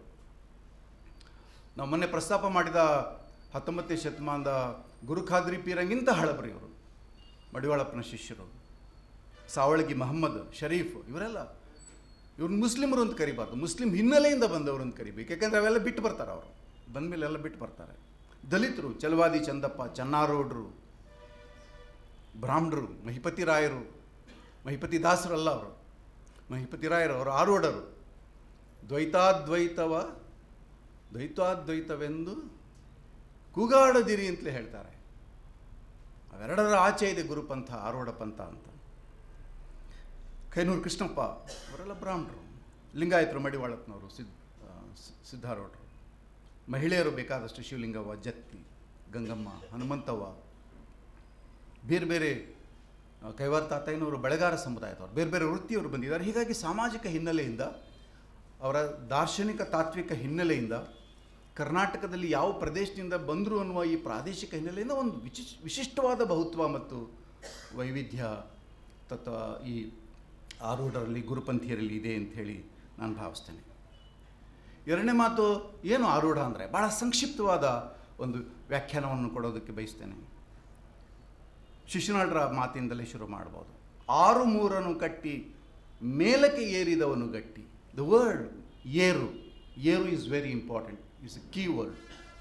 6 ಮೂರನ್ನು ಕಟ್ಟಿ ಮೇಲಕ್ಕೆ ಏರಿದವನು ಗಟ್ಟಿ, ಭೇರಿ ಕಾಳಿ ಶಂಕ ಬಾರಿಸು ನಾದದಿ, ಮೀರಿದ ಆನಂದವ ತೋರಿ ಹೊಳೆಯುತ್ತಿಹ, ಗುಡಿಯ ನೋಡಿರಣ್ಣ ದೇಹದ ಗುಡಿಯ ನೋಡಿರಣ್ಣ. ಇಲ್ಲಿ ಬಹಳ ಎರಡನೇ ಕೀವರ್ಡು ದೇಹ, ಮೂರನೇ ಕೀವರ್ಡ್ಸ್ಗಳು ಸಂಗೀತದ ವಾದ್ಯಗಳ ಹೆಸರು. ಇದನ್ನು ನಾವು ಆಮೇಲೆ ಚರ್ಚೆಯಲ್ಲಿ ನಾವು ವಿಶ್ಲೇಷಣೆಯಲ್ಲಿ ಗಮನಿಸ್ಬೋದು. ಏರು ಅನ್ನೋದಿದೆಯಲ್ಲ, ಇದು ಬಹಳ ಇಂಪಾರ್ಟೆಂಟ್. ಆರೂಢ ಅಂದರೆ ಏರೋದು ಅಂತ. ಸಿದ್ಧಾರೂಢ, ಅಶ್ವಾರೂಢ, ಸಿಂಹಾಸನಾರೂಢ. ಆರೂಢ ಅಂದರೆ ಏರುವಿಕೆ. ಏನು ಏರುವಿಕೆ ಇದು? ಯೋಗ ಪರಿಭಾಷೆಯಲ್ಲಿ ಏರುವಿಕೆ ಅಂದರೆ ಏನು? ಬಹಳ ಸರಳವಾದ ವ್ಯಾಖ್ಯಾನ ಕೊಡೋದಾದರೆ, ಯಾಕಂದರೆ ಇದರಲ್ಲಿ ಸ್ಕೂಲ್ಗಳಲ್ಲಿ ಬೇಕಾದಷ್ಟು ವ್ಯತ್ಯಾಸಗಳಿವೆ. ಯೋಗದ ಸ್ಕೂಲ್ಗಳಲ್ಲೇ ರಾಜಯೋಗಿಗಳಿದ್ದಾರೆ, ಬೇರೆ ಬೇರೆ ಯೋಗಿಗಳಿದ್ದಾರೆ. ನಾನೊಂದು ಸಿಂಪ್ಲಿಫೈ ಮಾಡಿ ಒಂದು ವ್ಯಾಖ್ಯಾನವನ್ನು ಕೊಡೋಕ್ಕೆ ಬಯಸ್ತೇನೆ. ಅಫ್ಕೋರ್ಸ್ ಈ ರೇಚಕ, ಕುಂಭಕ ಮತ್ತು ಪೂರಕ, ಈ ಉಸಿರಾಟದಲ್ಲಿ ಗರ್ಭದ ಆಳದಿಂದ, ಎದೆಯಿಂದ, ಕಂಠದಿಂದ ತುಟಿಯವರೆಗೆ ಈ ಉಸಿರಾಟ ಏನಿದೆಯಲ್ಲ, 3 ಮನಸ್ಸು, ದೃಷ್ಟಿ ಮತ್ತು ಚಿತ್ತ. ಚಿತ್ತಕ್ಕೆ ಎಷ್ಟು ಅದ್ಭುತವಾದ ವಿಶ್ಲೇಷಣೆ ಬುದ್ಧ ಕೊಡ್ತಾನೆ, ಅದು ಬೇರೆ ಜಗತ್ತದು. ಹಾಗೆ ನೋಡಿದರೆ ಬುದ್ಧಿಸಮ್ ಆ ಕಾಲದಲ್ಲೇ ಬಹಳ ದೊಡ್ಡ ಸೈಕಾಲಜಿ, ಮನಃಶಾಸ್ತ್ರದ ಬಹಳ ದೊಡ್ಡ ವಿಶ್ಲೇಷಣೆಯನ್ನು ಮಾಡಿದಂಥ ದರ್ಶನ ಅದು. ಈ 3 ಬಹಳ ಚಂಚಲವಾದವು: ಮನಸ್ಸು, ಉಸಿರಾಟ ಮತ್ತು ದೃಷ್ಟಿ. ಈ 3ಅನ್ನು ನಿಯಂತ್ರಿಸಬೇಕು ಮತ್ತು ಒಂದು ಕೇಂದ್ರಕ್ಕೆ ತರಬೇಕು. ಬಹಳ ಸರಳವಾಗಿ ಸರಳೀಕರಿಸಿ ಹೇಳ್ತಾ ಇದ್ದೇನೆ, ಸರಳ ಅಲ್ಲ, ಸರಳೀಕರಿಸಿ. ದೃಷ್ಟಿ, ಉಸಿರಾಟ ಮತ್ತು ಮನಸ್ಸು, ಹೈದಾಡುವ ಮನಸ್ಸು, ಕುದುರೆಯಂತಹ ಹೈದಾಡುವ ಮನಸ್ಸನ್ನು ಒಂದು ತರಬೇಕು. ಆಗ ಒಂದು ಹಂತದಲ್ಲಿ ಯೋಗಿ ಬಹಳಷ್ಟು ಪ್ರಾಕ್ಟೀಸ್ ಮಾಡಿದ ಮೇಲೆ, ಎಷ್ಟೋ ವರ್ಷಗಳನ್ನ ಪ್ರಾಕ್ಟೀಸ್, ರಿಯಾಜ್ ಥರ, ಸಂಗೀತಗಾರ ರಿಯಾಜ್ ಮಾಡೋ ಹಾಗೆ ಮಾಡಿದ ಮೇಲೆ ಆ ಸಮಾಧಿ ಸ್ಥಿತಿಗೆ ಹೋಗುವ, ಏರುವ ಬೇರೆ ಬೇರೆ ಹಂತಗಳಿವೆ ಅಲ್ಲಿ. ತತ್ವಪದಗಳೇ ಹೇಳೋ ಹಾಗೆ, ಮೊದಲಿಗೆ ಬೆಳಕು, ಬೇರೆ ಬೇರೆ ಬಣ್ಣದ ಬೆಳಕುಗಳು ಕಾಣ್ತದೆ ಅಂತ ಅವ್ರು ಬರೀತಾರೆ. ಸಾಧಕನಲ್ಲದ ನಾನು ಇವುಗಳನ್ನು ಕೇವಲ ಓದಿನಿಂದ ಹೇಳ್ತಾ ಇದ್ದೇನೆ. ಆಮೇಲೆ ನಾದಗಳು ಏನು, ಭೇರಿ, ಕಾಳಿ, ಶಂಖ, ಬಾರಿಸು ನಾದದಿ, ಅನಾಹತನಾದ. ಅನ್ಹದ್ ಅಂತ ಕರೀತಾನೆ ಕಬೀರದನ್ನು. ಅನಾಹತನಾದ, ನಾದ ಕೇಳಿಸ್ತದೆ ಅಂತ. ಅದಕ್ಕಾಗಿ ಮ್ಯೂಸಿಕ್. ಯಾಕೆ ಈ ತಂತಿ ವಾದ್ಯವನ್ನು ತತ್ವಪದಕಾರರು, ಇಡೀ ಭಾರತದ ಅನುಭವಿ ಪಂಥಗಳು ಬಳಸ್ತದೆ ಅಂದರೆ, ದೇಹದಿಂದಲೂ ಒಂದು ನಾದ ಹೊರಡ್ತಾ ಇದೆ ಯೋಗದ ಪ್ರಕ್ರಿಯೆಯಲ್ಲಿ. ಅದು ಇದಕ್ಕೆ ಸಮಾನ, ಇದರ ಜೊತೆಗೆ ಹೊಂದಾಣಿಕೆ ಆಗ್ತದೆ ಆ ಹಾಡುಗಳನ್ನು ಹಾಡುವಾಗ. ಮತ್ತು 3ನೇ ಹಂತದಲ್ಲಿ ಒಂದು ಅಮೃತ ಸ್ರವಿಸುವ ಸ್ಥಿತಿ ಇದೆ. ನಾವು ನಿನ್ನೆ ಅದನ್ನು ನೋಡಿದ್ವಿ ನಾಥಪಂಥದ ಚರ್ಚೆಯಲ್ಲಿ. ಕರೆಯುವ ಕಾಮಧೇನುವಿನ ಚಿತ್ರ ನೋಡಿದ್ವಿ. ಒಂದು ಬಗ್ಗೆ ಲಿಕ್ವಿಡ್, ಬ್ರಹ್ಮರಂಧ್ರ ಅಂತ ಅವ್ರು ಕರೀತಾರೆ ಅವ್ರ ಭಾಷೆಯಲ್ಲಿ. ಅದು ಸ್ರವಿಸ್ತದೆ. ಆ ಹಾಲನ್ನು ಕುಡಿದ್ರೆ ಅದು ಅಮೃತಪ್ರಾಯವಾದ ಹಾಲು, ಮುಪ್ಪು ಗಿಪ್ಪುಗಳೆಲ್ಲವನ್ನು ಮೀರುವ ಒಂದು ಶಕ್ತಿ, ಈ ಥರದ್ದೆಲ್ಲ ಅಲ್ಲಿ ವರ್ಣನೆ ಬರ್ತದೆ. ಸೊ ಈ ಏರುವಿಕೆ ಇದೆಯಲ್ಲ, ಮತ್ತು ನಾನು ಮೊದಲ ಚಿತ್ರದಲ್ಲಿ ತೋರಿಸುವ ಹಾಗೆ 6 ಷಟ್ಚಕ್ರಗಳಿಂದ ಆ ಕುಂಡಲಿನಿಯನ್ನು ಜಾಗೃತಗೊಳಿಸಿ ಇಡ ಮತ್ತು ಪಿಂಗಳ ನಾಡಿಗಳ ನಡುವಿನ ಸುಷುಮ್ನಾ ಮೂಲಕ ಸಹಸ್ರಾರಕ್ಕೆ ಒಯ್ಯುವ ಏನು ಈ ಪರಿಭಾಷೆಯ ಒಳಗಡೆ ಅವರು ಹೇಳ್ತಾರೆ, ಅಲ್ಲಿ ಕೂಡ ಏರುವಿಕೆ ಇದೆ. ತಳಗಿಂದ ಶಕ್ತಿ ಯಾವಾಗಲೂ ಅಧೋಮುಖವಾಗಿರ್ತದೆ, ಅದನ್ನು ಜಾಗೃತಗೊಳಿಸಿ ಮೇಲಕ್ಕೆ ತಗೊಂಡೋಗ್ಬೇಕು. ನಾವು ಶಿವಶಕ್ತಿಯ ಒಂದು ವಾಗ್ವಾದದಲ್ಲಿ ನಾವು ನೋಡಿದ್ವಿ, ಅದು ಆಗಸ ಮತ್ತು ಭೂಮಿಯ ರೂಪಕಗಳಲ್ಲಿ ಅವೆರಡನ್ನು ತರ್ತಾರೆ ಅಂತ. ಆದರೆ ಈ ಭೂಮಿಯಲ್ಲಿ ಇರುವ ಈ ಕುಂಡಲಿ ಆಗಸದ ಅತ್ತ ಹೋಗುವುದು, ದಿಸ್ ಇಸ್ ಆರೂಢ. ಆ ಅವಸ್ಥೆಯಲ್ಲಿ, ಸಮಾಧಿ ಮತ್ತು ಸಿದ್ಧಾವಸ್ಥೆಯಲ್ಲಿ ಬುದ್ಧ ಇದನ್ನು ವಿವರಿಸ್ತಾನೆ. ಬುದ್ಧ ವಿಪಶ್ಯನ ಧ್ಯಾನದಲ್ಲಿ ಇದನ್ನೇ ಹೇಳಿಕೊಡ್ತಾರೆ. ಮನಸ್ಸು ಯಾವ ಆಲೋಚನೆಗಳು ಬಾರದ ಒಂದು ನಿರಾಳ ಸ್ಥಿತಿಗೆ, ಬ್ಲ್ಯಾಂಕ್ ಅಂತ ಕರೀಬಹುದಾದ ಸ್ಥಿತಿಗೆ ಹೋಗ್ತದೆ. ಅದು ಪರಮಾನಂದದ ಸ್ಥಿತಿ. ಅದು ಯಾವ ಆಲೋಚನೆಗಳು ಇಲ್ಲ. ಏನೋ ಧ್ವನಿಯನ್ನು ಅವ್ರು ಬಳಸ್ತಾರೆ, ಧ್ವನಿಯಲ್ಲಿ ಕೂಡ ಬೆಂಕಿ ಮೇಲೆ ಹೋಗ್ತಾ ಇದೆ, ಅದು ಆರೂಢ. ಧ್ವನಿ ಯಾಕೆ ಬಳಸ್ತಾ ಇದ್ದಾರೆ? ಅದು ಮೇಲೆ ಹೋಗ್ತಾ ಇದೆ, ಆಗಸದತ್ತ ಹೋಗುತ್ತಿದೆ. ಇದನ್ನೊಂದು ತತ್ವಪದದ ಮೂಲಕ ಹೇಳ್ಬೋದು. 6 ಬಾಗಿಲ ದಾಟಿ, ಅದೇ ಆ ಷಟ್ಚಕ್ರಗಳು, 3 ಸೋಪಾನದ ಮೇಲಕ್ಕೆ ಹತ್ತಿ. 3 ಸೋಪಾನ ಉಸಿರಾಟದ 3 ತಾಣಗಳು, ಬ್ರೀದಿಂಗ್ ಸ್ಪೇಸಸ್ ಅವು.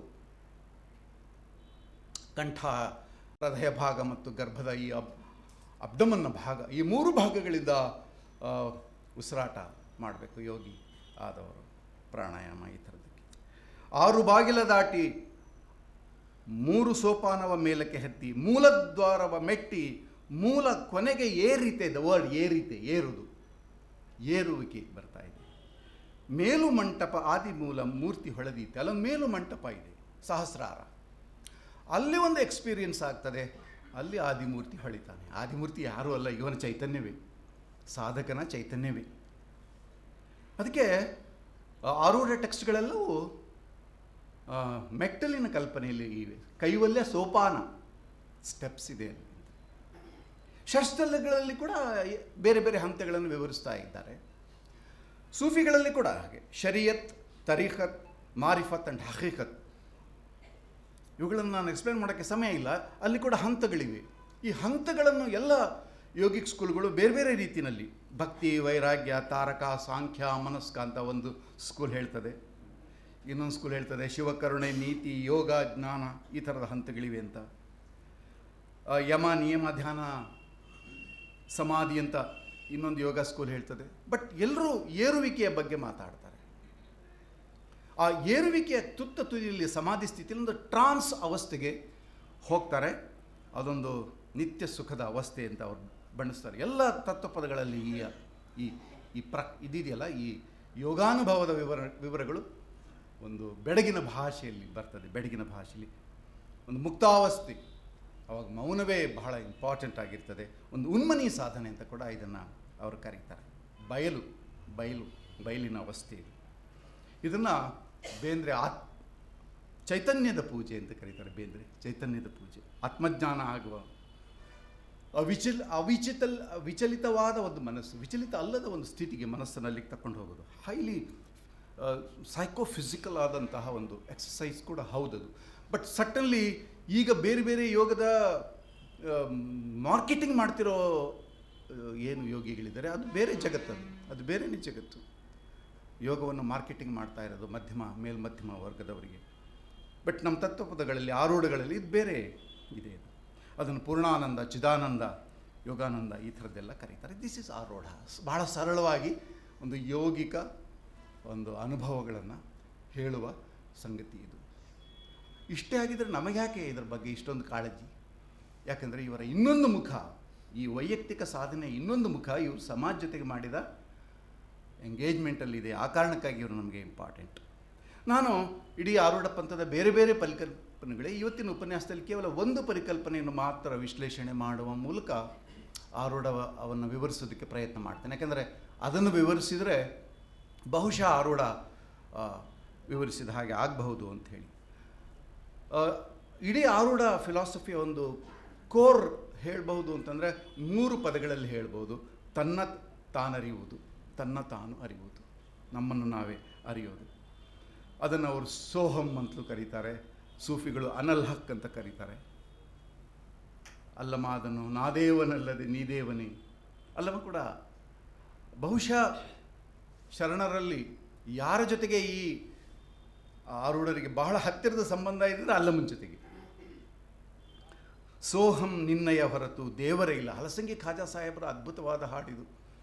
ನಮ್ಮ ಚನ್ಮಲಪ್ಪನವರು ಮಧುರಚನ್ನರು ಅದನ್ನು ಮಾಡಿದ್ದಾರೆ. ಸೋಹಂ ಶಿವನೇ ನಿನ್ನಯ ಹೊರತು ದೇವ್. ಜನಪದ ಗಾಯಕರವರು, ಆದರೆ ಆರೂಢ ಗುರುಪಂಥದ ಶಿಶು ಮಕ್ಕಳಾಗಿದ್ದರು. ಅದಕ್ಕಾಗಿ ಆರೂಢ ಪಂಥವನ್ನು ನಾನು ಜನತೆಯ ಫಿಲಾಸಫಿ ಅಂತ ಕರೆಯಲು ಬಯಸ್ತೇನೆ. ಜನತೆಯ ಫಿಲಾಸಫಿ. ಅನ್ಯಭಾವವ ನೆನೆಯದೆ, ಏನು ಆರೂಢ ಸ್ಥಿತಿ ಅದು? ಆ ಸ್ಥಿತಿ ಯಾವುದು? ಅನ್ಯಭಾವವ ನೆನೆಯದೆ ತನ್ನೊಳಗೆ ತಾನು ಎಚ್ಚರಿರಬಲ್ಲಡೆ ತನ್ನಲ್ಲಿಯೇ ತನ್ಮಯವು ಗುಹೇಶ್ವರ ಲಿಂಗವು. ಅನ್ಯಭಾವಗಳೇ ಬರಲ್ಲ. ನಿರಾಳ ಸ್ಥಿತಿಗೆ ಮನಸ್ಸು ಹೋಗಿದೆ. ಅಲ್ಲಿ ಯಾವ ಆಲೋಚನೆಗಳು ತನ್ನಲ್ಲಿ, ಆದರೆ ಎಚ್ಚರ ಇದೆ. ಬುದ್ಧ ಅದನ್ನು ಕಾನ್ಷಿಯಸ್ನೆಸ್ ಅಂತ ಕರೀತಾರೆ. ಮೈತ್ರಿಯನ್ ಕಾನ್ಷಿಯಸ್ನೆಸ್ ಬುದ್ಧನ ಕಲ್ಪನೆಗಳು. ನಿಮ್ಮಲ್ಲಿ ನೀವು ತಿಳಿದು ನೋಡಿರೆ ಅನ್ಯವಿಲ್ಲ ಕಾಣಿರೆ. ಇಲ್ಲಿ ಕೀವರ್ಡ್ ಅನ್ಯ. ಆ ಅನ್ಯದ ವಿಶ್ಲೇಷಣೆಯನ್ನು ನಾನು ಆಮೇಲೆ ಮಾಡ್ತಾನೆ. ನಾನಿಲ್ಲದೆ ಏನಿಲ್ಲವು ಖೂನ ತನ್ನೊಳಗೆ ತಿಳಿದವ ಜಾಣ. ಖೂನ ಅಂದರೆ ಗುರುತು. ನಾನಿಲ್ಲದೆ ಹೋದರೆ ಏನೂ ಇಲ್ಲ ಅಂತ. ನೋಡಿ, ಇಡೀ ಆರೂಢ ಫಿಲಾಸಫಿ ಮನುಷ್ಯ ಕೇಂದ್ರಿತವಾಗಿದ್ದು, ದೇಹ ಕೇಂದ್ರಿತವಾಗಿದ್ದು ಮತ್ತು ಮನಸ್ಸು ಕೇಂದ್ರಿತವಾಗಿದ್ದು.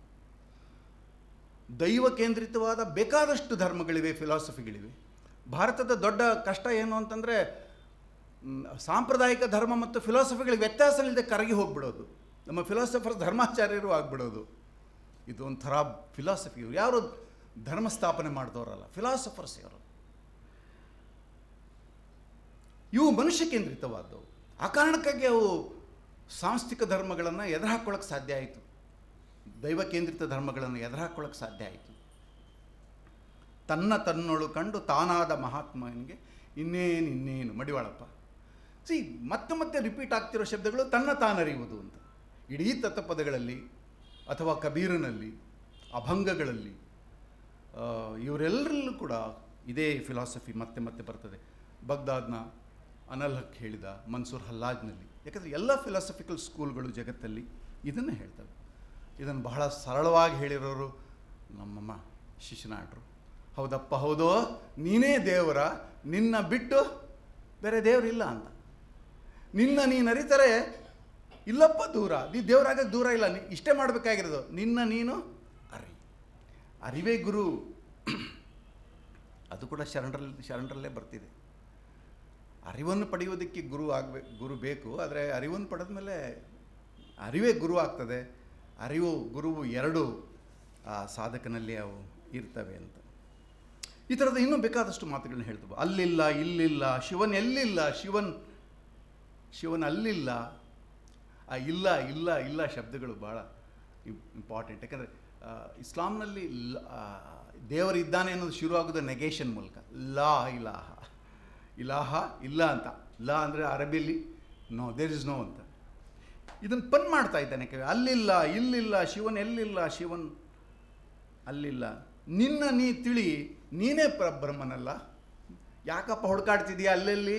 ಸೊ ಈ ಕಾಸ್ಮಿಕ್ ಎನರ್ಜಿಯ ಒಂದು ಸಂಗತಿ ಈ ಪಿಂಡದಲ್ಲಿ, ಮನುಷ್ಯರಲ್ಲಿ, ಚರಾಚರದಲ್ಲಿದೆ ಅಂತ ಹೇಳ್ತಾರೆ ಅವರು. ಇದರಲ್ಲಿನ ಅದ್ವೈತಿ ಸ್ಕೂಲ್ ಪ್ರಕಾರ ಈ ಚೈತನ್ಯ ಎಲ್ಲ ಜೀವಿಗಳಲ್ಲಿ ಇದೆ, ಎಲ್ಲ ಭೌತಿಕ ಸಂಗತಿಗಳಲ್ಲೂ ಇದೆ. ಅದನ್ನು ತಿಳ್ಕೊಳ್ಬೇಕು, ಸೆಲ್ಫ್ ರಿಯಲೈಸೇಷನ್ ಮಾಡ್ಕೋಬೇಕು. ಆವಾಗ ಬೇರೆ ದೇವರು ಹುಡುಕೋ ಅಗತ್ಯನೇ ಇಲ್ಲ. ಈ ಕಾರಣಕ್ಕಾಗಿ ಇದು ಬಹಳ ರ್ಯಾಡಿಕಲ್ ಮತ್ತು ಕ್ರಾಂತಿಕಾರಕ ಆಯಿತು ಮತ್ತು ದೈವ ಕೇಂದ್ರಿತ ಧರ್ಮಗಳನ್ನು ಎದುರಾಕೊಳ್ಳೋಕ್ಕೆ ಕಾರಣ ಆಗಿರಬಹುದು ಅಂತ ನಾನು ಭಾವಿಸ್ತೇನೆ. ಬಿಡದೆ ತುಂಬಿಕೊಂಡ ಹಾನ ಅನ್ನೋದು ನಮ್ಮ ಗುಲ್ಬರ್ಗ ಭಾಷೆಯಲ್ಲಿ ಅಹನು, ಹಾನ. ಹುಡುಕುವುದ್ಯಾಕೋ ವಿಶ್ವನಾಥ ನಿನ್ನಲ್ಲೇ ಅಹಾನ, ಇಹನು ಅಹಾನ. ಬುದ್ಧಿಸಮ್ನಲ್ಲಿ ಕೂಡ ಉಪಾಸಕರು ತಾವು ಬುದ್ಧರಾಗಬಹುದು, ಸ್ವಯಂ ಬುದ್ಧರಾಗಬಹುದು, ಬೋಧಿಸತ್ವರಾಗಬಹುದು. ಅನಲ್ ಹಕ್, ಪರತತ್ವ ಯಾವುದನ್ನಾಗಿ ಹುಡುಕ್ತಿದೆಯೋ ಹಕ್ ಅನ್ನೋದು ಪರತತ್ವ. ಅದು ನೀನೇ ಇದೆಯಾ? ಅನಲ್ ನಾನೇ ಇದ್ದೇನೆ. ಈ ಜ್ಞಾನದ ಮೀಮಾಂಸೆ ಏನಿದೆ, ಅರಿವಿನ ಮೀಮಾಂಸೆ ಏನಿದೆ, ಇದು ಅತ್ಯಂತ ರಾಡಿಕಲ್ ಆಗಿ ಕಳೆದ 3 ದಶಕಗಳಲ್ಲಿ ಕರ್ನಾಟಕದ ಸಂಸ್ಕೃತಿಯನ್ನು ಪ್ರಭಾವಿಸಿದೆ ಎಂದು ನಾನು ಭಾವಿಸಿದ್ದೇನೆ. ಇದನ್ನು ಸುಜ್ಞಾನ, ಇಸ್ ಎ ಸ್ಪೆಷಲ್ ಜ್ಞಾನ. ಏಕೆಂದರೆ ಲೋಕದ ಸಂಗತಿಗಳ ಮೇಲೆ ನಮಗೊಂದು ಲೋಕಜ್ಞಾನ ಇದೆ. ಇದು ಹಾಗಲ್ಲ. ಇದು ಈ ಕಾಯ, ಅದಕ್ಕೆ ನನ್ನ ದೇಹ ಈಸ್ ಎ ಕೀ ವರ್ಡ್ ಅಂತ ಹೇಳಿದ್ದು. ನಮ್ಮ ದೇಹ ಮತ್ತು ಮನಸ್ಸಿನ ಅನುಸಂಧಾನದಿಂದ ನಮ್ಮೊಳಗೆ ಹುಟ್ಟುವ ಅರಿವು ಏನಿದೆ, ಸಾಧನೆಯ ಮೂಲಕ, ಗುರುವಿನ ಮಾರ್ಗದರ್ಶನದ ಮೂಲಕ, ಇದು ಒಂದು ವಿಶಿಷ್ಟ ಜ್ಞಾನ, ಸುಜ್ಞಾನ. ಅದ್ವೈತಿಗಳು ಅದನ್ನು ಬ್ರಹ್ಮಜ್ಞಾನ, ಆತ್ಮಜ್ಞಾನ ಅಂತ ಕರೀತಾರೆ, ಅಂತರಂಗ ಜ್ಞಾನ ಅಂತ ಶಬ್ದ ಬಳಸ್ತಾರೆ. ಸೊ ಬಾಡಿ ಮತ್ತು ಮೈಂಡ್ ಬಹಳ ಇಂಪಾರ್ಟೆಂಟ್ ಆಗಿ ಈ ಜ್ಞಾನವನ್ನು ಪಡೆಯೋದಕ್ಕೆ ಹೆಲ್ಪ್ ಮಾಡುವ ಸಂಗತಿಗಳಿವೆ. ಇದೊಂದು ಜ್ಞಾನ ಮಾರ್ಗ, ಇಟ್ಸ್ ನಾಟ್ ಎ ಕರ್ಮ ಮಾರ್ಗ, ಇಟ್ಸ್ ನಾಟ್ ಎ ಭಕ್ತಿ ಮಾರ್ಗ. ಅದರಿಂದಲೇ ಭಕ್ತ ಪಂಥದ ಕವಿಗಳು, ಭಕ್ತಿ ಪಂಥದ ಕವಿಗಳು ಅಂತ ಮೀರಾ, ಅಂಡಾಳ್, ಕಬೀರ, ಬಸವಣ್ಣವರು ಎಲ್ಲರನ್ನೂ ಒಟ್ಟಿಗೆ ಹಾಕಿಬಿಡ್ತಾರೆ ಈ ಇತಿಹಾಸದ ಪುಸ್ತಕದವರು. ಬಹಳ ಕಷ್ಟ ಸಂಗತಿ ಅದು. ಭಕ್ತಿಯಲ್ಲಿ ಸಮಾನವಾಗಿ ಸಬ್ಮಿಷನ್ ಇರ್ತದೆ. ಒಂದು ಸೂಪರ್ ಪವರ್ಗೆ ಅನ್ಕಂಡೀಷನಲ್ ಸಬ್ಮಿಷನ್ ಇರ್ತದೆ. ಆ ಮೂಲಕ ನಾವು ಚಿಕ್ಕವರಾಗ್ಬಿಡ್ತೀವಿ. ಇದು ಹಾಗಲ್ಲ, ನಾವೇ ದೇವರಾಗೋದಲ್ಲ ಸಾಧನೆ ಮೂಲಕ. ಫಿಲಾಸಫಿಕಲ್ ಎಷ್ಟು ವ್ಯತ್ಯಾಸ ಇದೆ ನೋಡಿ. ಸಬ್ಮಿಷನ್, ಗುರುವಿಗೆ ಇಲ್ಲಿ ಸಬ್ಮಿಷನ್ ಇದೆ. ಆದರೆ ಒಂದು ಹಂತ ಆದಮೇಲೆ ಗುರುನೂ ಬೇಕಾಗಿಲ್ಲ, ಯಾಕಂದರೆ ಅರಿವು ಪಡೆದ ಮೇಲೆ ನಾವೇ ಗುರು ಆಗಿಬಿಡ್ತೀವಿ. ಆ ಟೆಕ್ಸ್ಟ್ಗಳು ಹಾಗಿವೆ. ಸುಜ್ಞಾನ ಸೂರ್ಯಪ್ರಭಾ, ಸುಜ್ಞಾನ ತತ್ವಮುಲು ತೆಲುಗಲ್ಲಿ, ಸುಜ್ಞಾನ ಚಂದ್ರಪ್ರಭಾ. ಹೀಗಾಗಿ ತತ್ವಪದಗಳ ಹಾಡಿಕೆ ಕೊನೆಯಲ್ಲಿ ಅಥವಾ ಸತ್ಸಂಗದ ಹಾಡಿಕೆ ಕೊನೆಯಲ್ಲಿ ನಿಜಗುಣರ ಜ್ಯೋತಿ ಬೆಳಗುತ್ತಿದೆ ಅಲ್ವಾ. ಕನ್ಕ್ಲೂಷನ್, ನಮ್ಮ ಮ್ಯೂಸಿಕ್ನಲ್ಲಿ ಭೈರವಿ ರಾಗದಿಂದ ಕಚೇರಿ ಸಂಪನ್ನ ಆಗೋ ಹಾಗೆ ತತ್ವಪದಗಳ ಅಥವಾ ಸತ್ಸಂಗಗಳ ಸಂಪನ್ನ ಆಗೋದು, ಕನ್ಕ್ಲೂಡ್ ಆಗೋದು ಜ್ಯೋತಿ. ಏನದು ಆ ತತ್ವಪದದ ವಿಶ್ಲೇಷಣೆ ನನಗೆ ಹೋಗಲ್ಲ. ನಾನು ಆ ಜ್ಯೋತಿ ಇಲ್ಲೇ ಇದೆ, ಒಳಗಡೆ ಇದೆ, ನಮ್ಮೊಳಗಡೆ ಜ್ಯೋತಿ. ಜ್ಞಾನದ ಸಂಕೇತ ಅದು, ವಿಶಿಷ್ಟ ಜ್ಞಾನದ ಸಂಕೇತ. ನಮ್ಮ ದೇಹ ಮನಸ್ಸುಗಳನ್ನು ಸಾಧಕರು ಸಾಧನೆಯಲ್ಲಿ ನಿಯಂತ್ರಿಸಿ ಪಡೆದ ಸುಜ್ಞಾನ, ಅದು ಜ್ಯೋತಿ. ಅದು ಬಹಳ ಕುತೂಹಲಕರ ಸಂಗತಿ. ಅಂದರೆ ಈ ಜ್ಞಾನದ, ಈ ಜ್ಯೋತಿಯ ಆರಾಧನೆ, ಬೆಳಕಿನ ಆರಾಧನೆ ಅಥವಾ ಹುಡುಕಾಟ ನಡೆಯೋದೆಲ್ಲ ಕತ್ತಲಲ್ಲಿ. ಇವೆಲ್ಲ ರಾತ್ರಿ ಹೊತ್ತೆ, ಜಾಸ್ತಿ ರಾತ್ರಿ ಹೊತ್ತೆ ಈ ತತ್ವಪದಗಳ ಹಾಡಿಕೆ ಮತ್ತು ಸತ್ಸಂಗಗಳಿವೆ. ಸೂಫಿ ಹಾಡಿಕೆ ಕೂಡ ರಾತ್ರಿ ಹೊತ್ತೇ ಇರ್ತದೆ. ರಾತ್ರಿಯಲ್ಲಿ ಕತ್ತಲಲ್ಲಿ ಈ ಜ್ಞಾನದ ಹುಡುಕಾಟದ ಹಾಗೆ ಈ ಸಮಯ, time and space is very interesting in Arudha. Because ಊರು ಹೊರಗಡೆ ಇರ್ತದೆ ಸಾಮಾನ್ಯವಾಗಿ, ಕುಟಿ ಅಥವಾ ಗುಡಿ, ಮತ್ತು ರಾತ್ರಿ ಇರ್ತದೆ. ಆ ಟೈಮ್ ಆ್ಯಂಡ್ ಸ್ಪೇಸ್ ಕೂಡ ಬಹಳ ಇಂಪಾರ್ಟೆಂಟ್. ನಮ್ಮೊಳಗಡೆ ಇರೋ ಈ ಚೈತನ್ಯನ ನಾವೇ ಸಾಧನೆಯ ಮೂಲಕ ಕಂಡುಕೊಂಡು ಈ ಬೆಳಕನ್ನು ಕಂಡುಕೊಳ್ಳೋದಿದೆಯಲ್ಲ, ಇದನ್ನು ಭಾಳ ಅದ್ಭುತವಾದ ಮೆಟಫರ್ಗಳಲ್ಲಿ ಹೇಳ್ತಾರೆ ಅವರು. ಒಂದು ಮೆಟಫರು ಕಸ್ತೂರಿ ಮೃಗ. ಎಲ್ಲೋ ಸುವಾಸನೆ ಬರ್ತಾ ಇದೆಯಲ್ಲ ಅಂತ ಹುಡುಕಿದ್ದೆ ಅದನ್ನು ಕಬೀರ್ ನಿರ್ಗುಣ ಭಜನ್ನಲ್ಲಿ ನಮ್ಮ ಕುಮಾರ ಗಂಧರ್ವರು ಅದ್ಭುತವಾಗಿ ಹಾಡಿದ್ದಾರೆ ಅದನ್ನು. ಆದರೆ ಕಡೆ ಗೊತ್ತಾಗುತ್ತೆ ಅದಕ್ಕೆ ಇಲ್ಲೇ ಇದೆ. ಆ ಮೆಟಫರ್ ಎಷ್ಟು ಬ್ಯೂಟಿಫುಲ್ ಆಗಿ ವಿವರಿಸ್ತಾ ಇದೆ ಆರೂಢ ತತ್ವವನ್ನು. ಗುರುಖಾದ್ರಿ ಪೀರ ಅವರು ಒಂದು ಜರ್ನಿಯ ಏರುವಿಕೆ ಮತ್ತು ಒಂದು ಜರ್ನಿಯ ಮೆಟಫರ್ನಲ್ಲಿ ಬಳಸ್ತಾರೆ. ಒಂದಿನ ಬೆಣ್ಣೆಗೆ ತುಪ್ಪದ ಊರಿಗೆ ಹೋಗಬೇಕು ಅಂತ ಅನಿಸುತ್ತಂತೆ. ಭಾಳ ಸುಂದರವಾಗಿದೆ ಆ ಪದ್ಯ. ಅದು ಮೊಸರಿನ ಕಡಲನ್ನು ಹಾದು, ಮಜ್ಜಿಗೆಯ ಹಳ್ಳವನ್ನು ಹಾದು ಎಲ್ಲ ಮಾಡಿ ಕಷ್ಟಪಟ್ಟು ತುಪ್ಪದೂರಿಗೆ ಹೋದ್ಮೇಲೆ ಗೊತ್ತಾಗುತ್ತಂತೆ ತುಪ್ಪ ನನ್ನಲ್ಲೇ ಇತ್ತು ಅಂತ. ಆದರೆ ಆ ಬೆಣ್ಣೆ ತುಪ್ಪ ಆಗೋದು ಹೇಗೆ, ಆ ಪ್ರೊಸೆಸ್ ಗೊತ್ತಿಲ್ಲ ಪಾಪ. ಯಾರು ಹೇಳಬೇಕಿದ್ದನ್ನು? ಗುರುವೇ ಹೇಳಬೇಕು. ಗುರು ಇಲ್ಲದೆ ಹೋದರೆ ನಮ್ಮೊಳಗಡೆ ಇರೋ ಚೈತನ್ಯ ನಮಗೆ ಗೊತ್ತೇ ಆಗೋದಿಲ್ಲ. ಮರದೊಳಗಿನ ಕಿಚ್ಚಿನಂತೆ, ಎಳ್ಳಿನೊಳಗಿನ ಮೆಟಫರ್ಗಳು. ಶರಣರು ಕೂಡ ಈ ಥರದ ಮೆಟಫರ್ಗಳನ್ನು ಕೊಡ್ತಾರೆ. ಮತ್ತು ಕನ್ನಡಿಯ ಮೇಡಮ್ ಬಂದಾರೆ ಇವತ್ತು. ಕನ್ನಡಿಯ ಮೆಟಫರ್ ಬಹಳ ಬರ್ತದೆ. ಕೈವಲ್ಯ ದರ್ಪಣ. ಈ ಅವಸ್ಥೆ ಏನಿದೆಯಲ್ಲ, ತುರಿಯಾವಸ್ಥೆ, ಅದೇ ಕೈವಲ್ಯ. ಅಲ್ಲೇನೋ ವೈಕುಂಠ ಕೈಲಾಸ ಅಲ್ಲ, ಇಲ್ಲೇ ಒಂಥರದಲ್ಲಿ ಭೌತವಾದ ಇದು. ನಾನು ನಿರೀಶ್ವರವಾದ ಅಂತ ಕರೆಯೋದಿಲ್ಲ, ಭೌತವಾದ ಒಂಥರದಲ್ಲಿ ಇಲ್ಲೇ ಸಾರ್ಥಕಗೊಳ್ಬೇಕು ಈ ಜೀವನ. ಈ ಮನುಷ್ಯನ ಕಾಯದಲ್ಲೇ ಯಾವ ಎಲ್ಲ ಫಿಲಾಸಫಿಗಳು ಕಾಯಕ್ಕೆ ಇಂಪಾರ್ಟೆನ್ಸ್ ಕೊಡ್ತವೆ, ಅವೆಲ್ಲವೂ ಈ ಇಹಕ್ಕೆ ಇಂಪಾರ್ಟೆನ್ಸ್ ಕೊಡ್ತವೆ. ಆಚೆ ಡೆತ್ ಆಫ್ಟರ್ ಲೈಫ್ ಬಗ್ಗೆ ಭಾಳನೇ ತಲೆ ಕೆಡಿಸ್ಕೊಳ್ಳಲ್ಲ. ಕೈವಲ್ಲ ದರ್ಪಣ, ಕನ್ನಡಿ ಏರಿಸುವ ಆಚರಣೆ ಅದಕ್ಕೆ ಬಂದಿದೆ. ಇದಕ್ಕೆ ಗುರುವಿನ ಅಗತ್ಯ ಇದೆ. ಆ ಗುರುವಿನ ಇಂಪಾರ್ಟೆನ್ಸ್ ಕುರಿತು ತುಂಬ ಗುರುಮಾರ್ಗ ಇದು. ಆರೂಢ ಇಸ್ ಗುರುಮಾರ್ಗ. ಆ ಹಾಡುಗಳನ್ನು ನಾನು ಉಲ್ಲೇಖ ಮಾಡೋದಿಲ್ಲ. ಹಾಗಾದರೆ ಯಾವುದು ಜ್ಞಾನ ಅಲ್ಲ? ಇದು ಜ್ಞಾನ ಆದರೆ ಯಾವುದು ಅಲ್ಲ? ಇವೆಲ್ಲ ಜ್ಞಾನಕ್ಕೆ ಅಡ್ಡಿಗಳು. ಇವೆಲ್ಲ ಜ್ಞಾನಗಳಲ್ಲ ಆರೂಢರ ಪ್ರಕಾರ. ಒಂದು, ಒಬ್ಬ ಸಾಧಕ ತನ್ನನ್ನು ತಾನು, ತನ್ನ ದೇಹವನ್ನು ಕ್ಷುದ್ರೀಕರಣ ಮಾಡ್ಕೋಬಾರ್ದು. ಯಾಕಂದರೆ ದೇಹದ ಕಾಯದ ಕ್ಷುದ್ರೀಕರಣದ ದೊಡ್ಡ ದೊಡ್ಡ ಫಿಲಾಸಫಿಗಳಿವೆ ನಮ್ಮಲ್ಲಿ. ಅದು ಬಚ್ಚಲು, ಅದು ಇದು ಬೀಭತ್ಸ ರೂಪಕಗಳು, ಕಾಯ ವಿಕಾರದ ಬಗ್ಗೆ ಹೇಳುವ. ಯಾಕಂದರೆ ಆತ್ಮವಾದಿ ಎಲ್ಲ ಫಿಲಾಸಫಿಗಳು ಕಾಯವನ್ನು ನಿರಾಕರಿಸ್ತವೆ ಮತ್ತು ಅದನ್ನು ಬೀಭತ್ಸೀಕರಿಸ್ತವೆ. ಆದರೆ ಇದು ಕಾಯ ಇಂಪಾರ್ಟೆಂಟು ಮತ್ತು ಎಂದೂ ಕೂಡ ಮನುಷ್ಯನ ಬದುಕನ್ನು, ಇಹವನ್ನು, ದೇಹವನ್ನು ಕ್ಷುದ್ರೀಕರಣ ಮಾಡೋದಿಲ್ಲ. ಎರಡನೇದು, ಮೆಕ್ಕ ಹೋಗೋದು, ತೀರ್ಥಯಾತ್ರೆ ಹೋಗೋದು, ಯಾಗ ಆಚರಣೆ ಯಾವುದರಲ್ಲೂ ಈ ಜ್ಞಾನ ಸಿಕ್ಕೋದಿಲ್ಲ. ಯಾವುದು ಜ್ಞಾನದ ಡೆಫಿನೇಷನ್ ಬಂತೋ ಸಿಕ್ಕೋದಿಲ್ಲ ಇದು ಅಂತ ಅವು ಹೇಳ್ತವೆ. ಮತ್ತು ದೈಹಿಕ ವ್ಯಾಯಾಮದ ಯೋಗದ ಬಗ್ಗೆ ಅಂತೂ ಬಹಳ ಅವರಿಗೆ, of course we have reduced yoga to that exercise in ನಾವು ಬೈ ಮಾರ್ಕೆಟಿಂಗ್ ಇಟ್. ಅದು ಆ ಬಗ್ಗೆ ದೈಹಿಕ ವ್ಯಾಯಾಮದ ವಿಧಾನದಲ್ಲಿ ಯೋಗವನ್ನು ಒಪ್ಪಲ್ಲ. ಅಫ್ಕೋರ್ಸ್ ಕ್ಲಾಸಿಕಲ್ ಅಥವಾ ಪ್ರಮಾಣೀಕೃತ ಎಲ್ಲ ಪಠ್ಯಗಳಲ್ಲಿ ಈ ಜ್ಞಾನ ಇಲ್ಲ, ಗುರುವಿನ ಜ್ಞಾನ ಇಲ್ಲ. ಬುದ್ಧ, ಕಬೀರ, ಶರಣರು ಇವರೆಲ್ಲರೂ ಕೂಡ ಆ ಕಾಲದ ಪ್ರಮಾಣ ಗ್ರಂಥಗಳಾದ ವೇದ ಮತ್ತು ಸ್ಮೃತಿ ಪುರಾಣಗಳನ್ನು ನೆಗೆಟ್ ಮಾಡ್ತಾರೆ. ಇಲ್ಲಿ ಸಿಗಲ್ಲ ಇದು ಅವೆಲ್ಲ ಆಚರಣಾ ಮಾರ್ಗಗಳವು ಅಂತ. ಹೀಗಾಗಿ ಪಂಡಿತರ ಪುಸ್ತಕಕ್ಕೆ ಗೇಲಿ ಬಹಳ ಇದೆ ಆರೂಢರಲ್ಲಿ. ಒಂದು ಸಲ ಸಿದ್ಧಾರೂಢರು ಕ್ಷೌರ ಮಾಡೋಕ್ಕೆ ಕೂತಿರ್ತಾರೆ. ಆಗ ಒಬ್ಬ ಕಾಶಿಯಿಂದ ಒಬ್ಬ ಪಂಡಿತ ಬಂದು, ಅದ್ವೈತ ಎಲ್ಲ ಕಲ್ತು ಬಂದಿದ್ದೀನಿ ಗುರುಗಳೇ. ಹೌದಾ, ಸ್ವಲ್ಪ ಕ್ಷೌರ ಮುಗಿಲಿ ತಾಳು ಅಂತ. ಆಮೇಲೆ ಕ್ಷೌರ ಮುಗಿದ ಮೇಲೆ ಅವನು ಮಾತಾಡುವಂಥ ಆ ಕ್ಷೌರಿಕ ಡೋಂಟ್ ನೋ ನಡೆದದ್ದು ಮಿತ್ತು. ನಾನು ಮಿತ್ಗಳನ್ನು ಜನರು ಕಟ್ಟಿದ ಒಂದು ದಾರ್ಶನಿಕ ಸತ್ಯದ ರೂಪಕಗಳು ಅಂತಲೇ ಭಾವಿಸ್ತಾನೆ. ಆಗ ಕ್ಷೌರಿಕ ಹೇಗೆ ವಾದ ಮಾಡ್ತಾನೆ ಅಂತಂದರೆ ಆ ಕಾಶಿ ಪಂಡಿತ ಸೋತು ಹೋಗ್ಬಿಡ್ತಾನೆ. ಇಂಥ ಅನೇಕ ಕಥೆಗಳಿವೆ. ಅಂದರೆ ಎರಡು ಹೇಳಿದೆ, ನೀವು ನಾಲೆಡ್ಜನ್ನು ಹುಡ್ಕೊಂಡು ಅಲ್ಲಿವರೆಗೆ ಹೋಗಿದ್ರಲ್ಲ, ಅದು ವ್ಯರ್ಥ. ಅದು ಇಲ್ಲೇ ಇತ್ತಲ್ಲ. ಕಸ್ತೂರಿ ಮೃಗಕ್ಕೆ ತನ್ನ ದೇಹದಲ್ಲೇ ಇತ್ತು ಸುಗಂಧ ಅಂತ ಗೊತ್ತಾಗದೆ ಕಾಡೆಲ್ಲ ಓಡಾಡಿ ಸುಸ್ತಾದಂಗಲ್ವ ಇದು. ಎರಡನೇದು, ಯಾವುದು ಕ್ಷುದ್ರ ಅಂತ ಈ ಲೋಕ ನಿರಾಕರಿಸಿದೆಯೋ ಆ ವೃತ್ತಿ ಮಾಡೋರಲ್ಲಿ ಇದೆ ಈ ಪರತತ್ವದ ಜ್ಞಾನ ಇದೆ. ಅದನ್ನು ಹೇಳ್ತಾ ಇದೆ ಆ ಕಥೆಗಳು. ಸೊ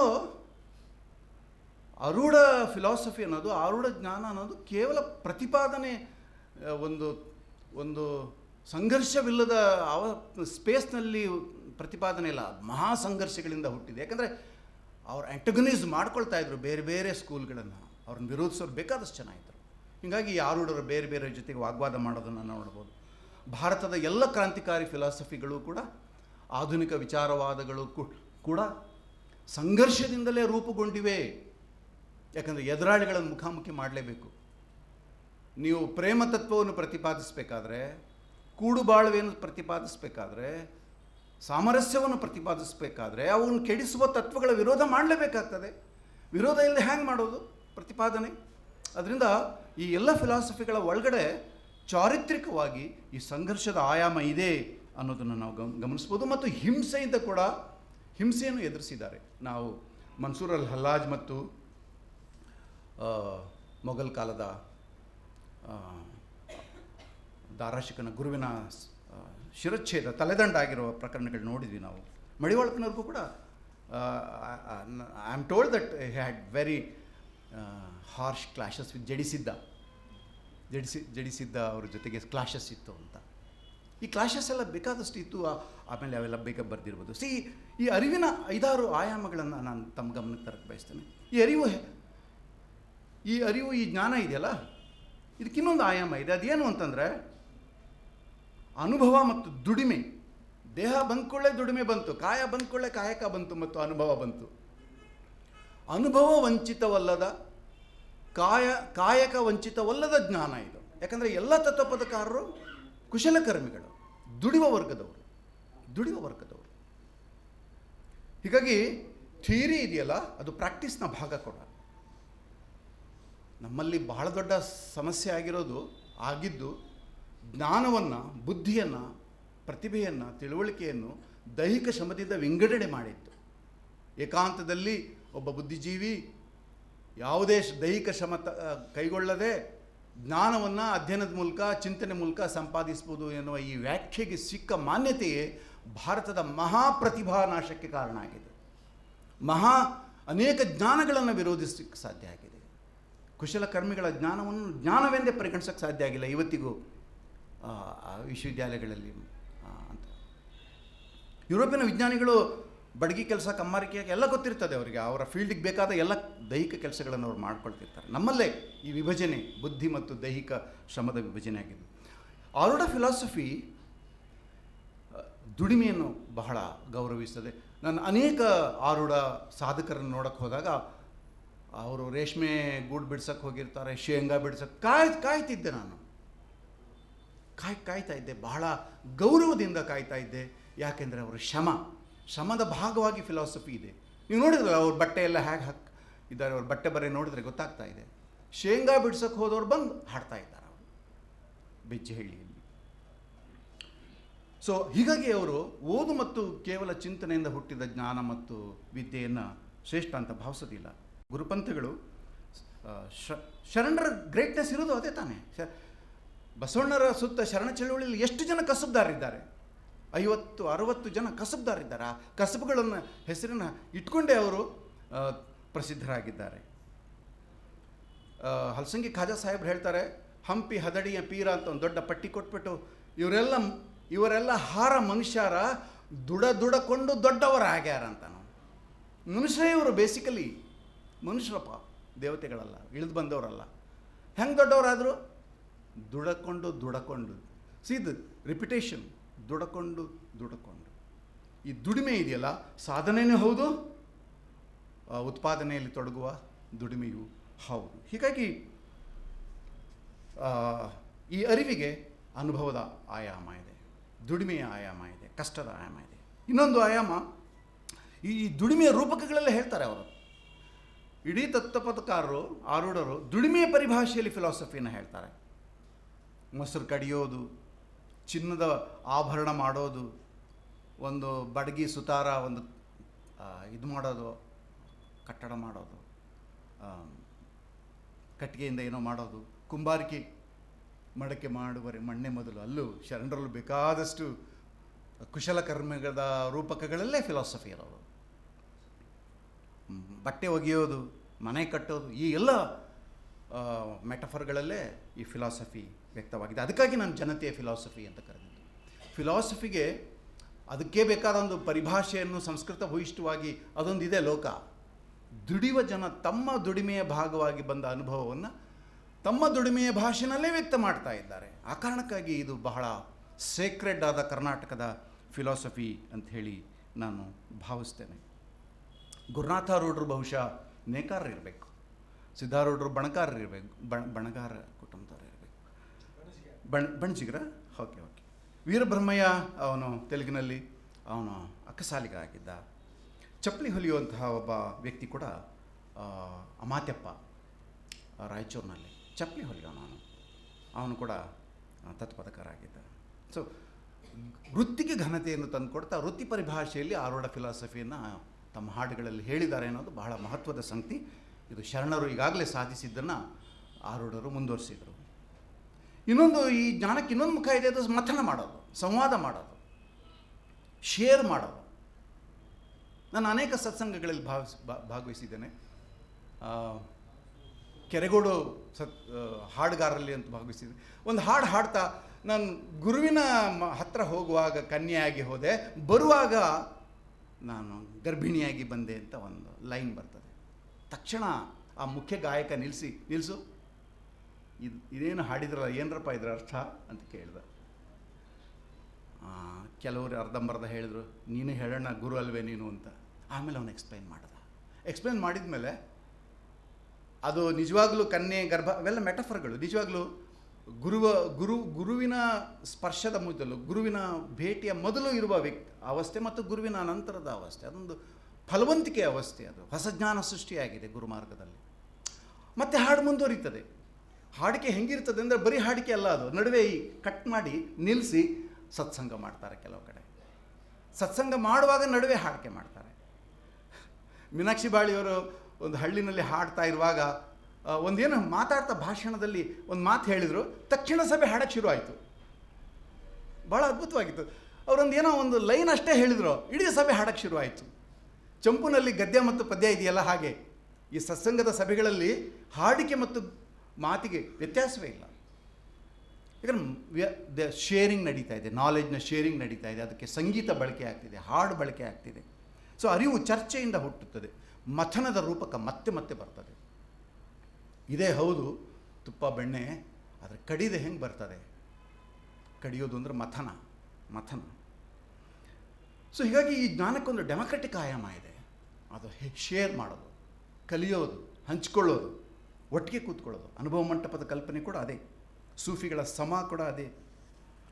ಈಗ ಆ ಕೊರಿಯೋಗ್ರಫಿ ನೆನಪಿಸ್ಕೊಳ್ಳಿ, ದುಂಡಗೆ ಕೂರುವ ಕೊರಿಯೋಗ್ರಫಿ. ದಿಸ್ ಇಸ್ ನಾಟ್ ಇದು ನನ್ನ ಮೇಲ್ಗಡೆ ನಿಲ್ಲಿಸಿದ್ದೀರಿ, ದೂರ ನಿಲ್ಲಿಸಿದ್ದೀರಿ, ಎತ್ತರದಲ್ಲಿ ನಿಲ್ಲಿಸಿದ್ದೀರಿ, ಮತ್ತು ನೀವು ಕೆಳಗಡೆ ಇದ್ದೀರಿ. ಈ ಸಿಟ್ಟಿಂಗ್ ಅರೇಂಜ್ಮೆಂಟೇ ಅನ್ಡೆಮೋಕ್ರೆಟಿಕ್. ಇದು this is the politics of furniture also.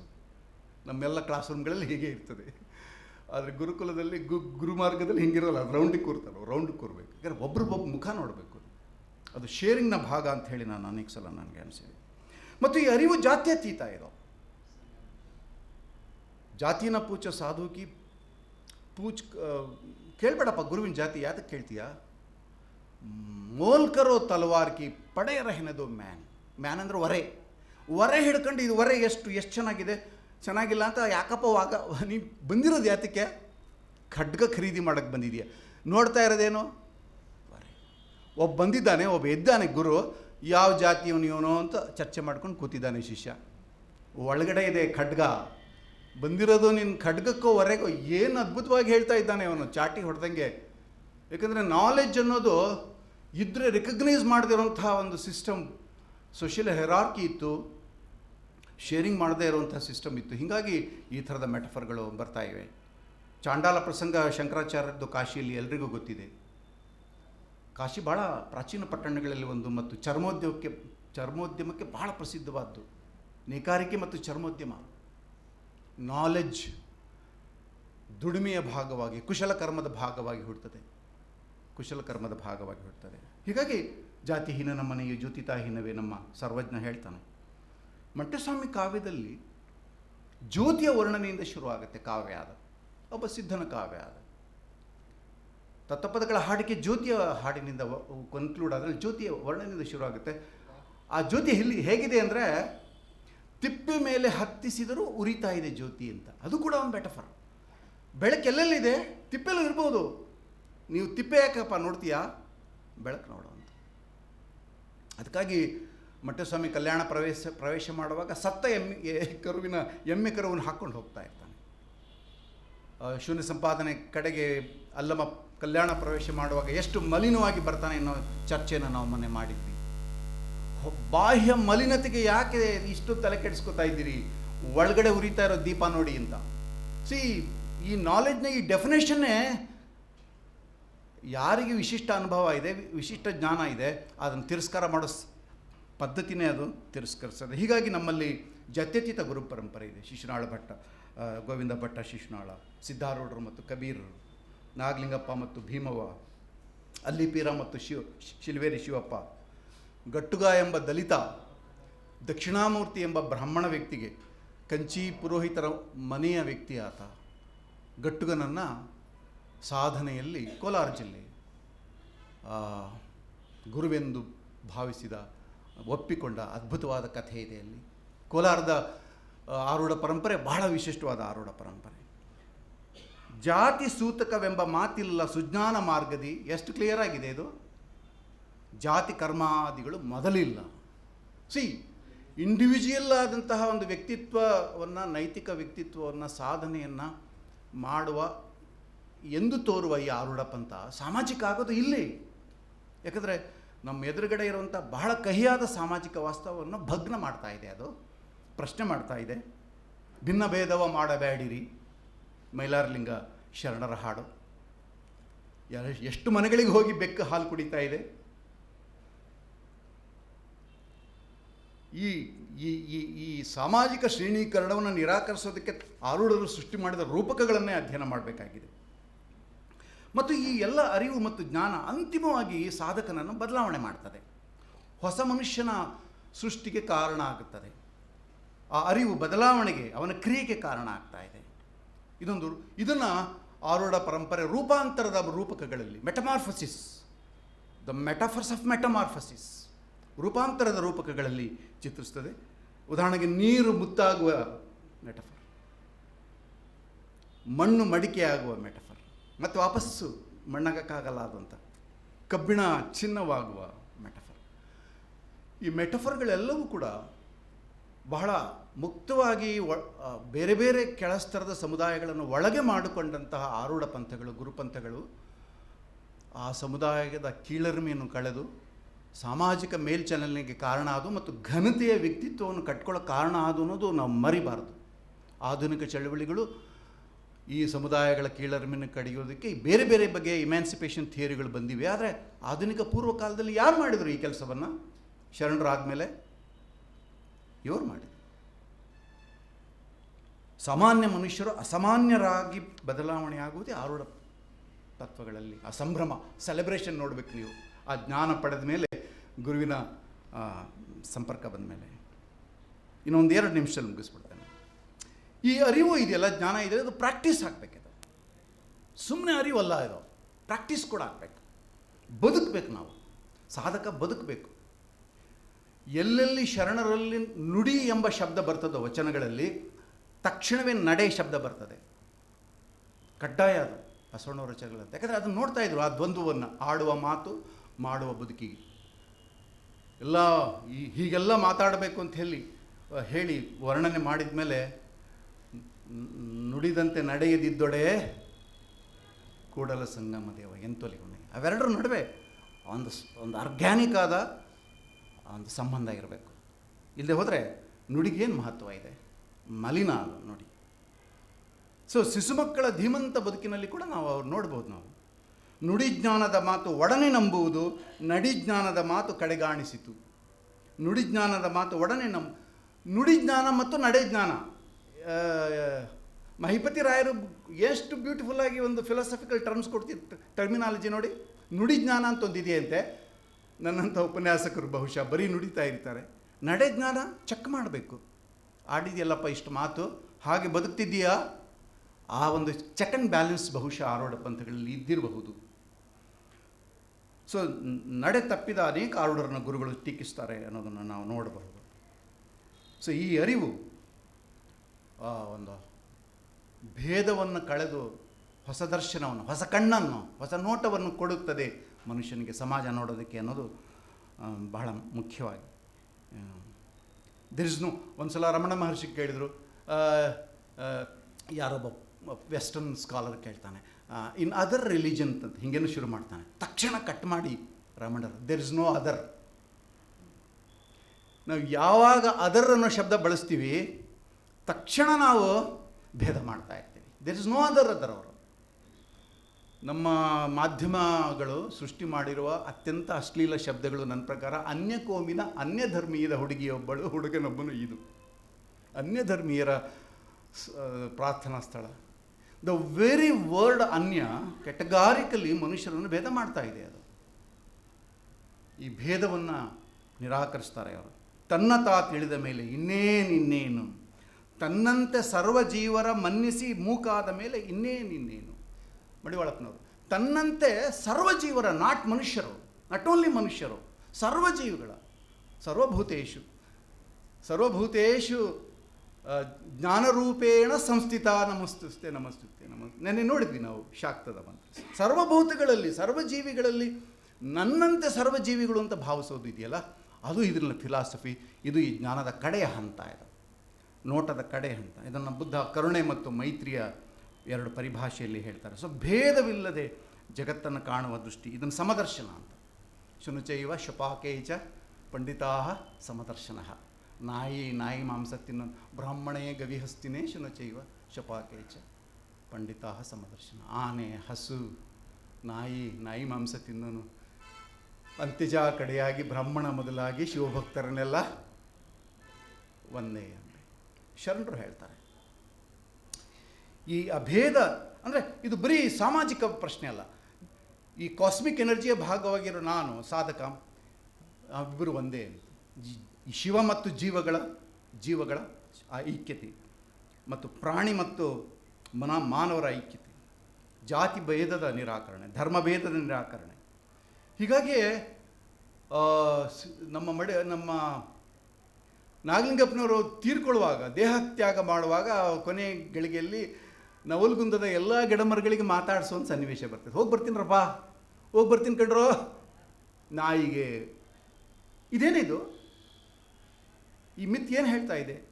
ಸರ್ವ ಜೀವರ ಮನ್ನಿಸುವುದು ಬಂತಲ್ಲ, ಎಲ್ಲ ಜೀವಿಗಳಲ್ಲೂ ಜೀವ ಇದೆ.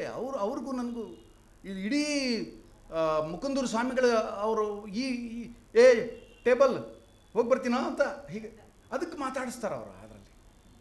ಅದರಲ್ಲಿ ಅದೊಂದು ದೃಷ್ಟಿ, ಅದು ಸಮದರ್ಶನ. ಅದು ಹೀಗಾಗಿ ಅವರು ನಾಯಿಗಳ ಜೊತೆಗೆ ಬದುಕ್ತಾ ಇದ್ದರು, ಗಿಡಮರಗಳ ಜೊತೆಗೆ ಬದುಕ್ತಾ ಇದ್ದರು. ತಿಪ್ಪೆ ಮೇಲೆ ಇರುವ ಜ್ಯೋತಿಯ ವರ್ಣನೆ ಕೂಡ ಹೇಗೆ,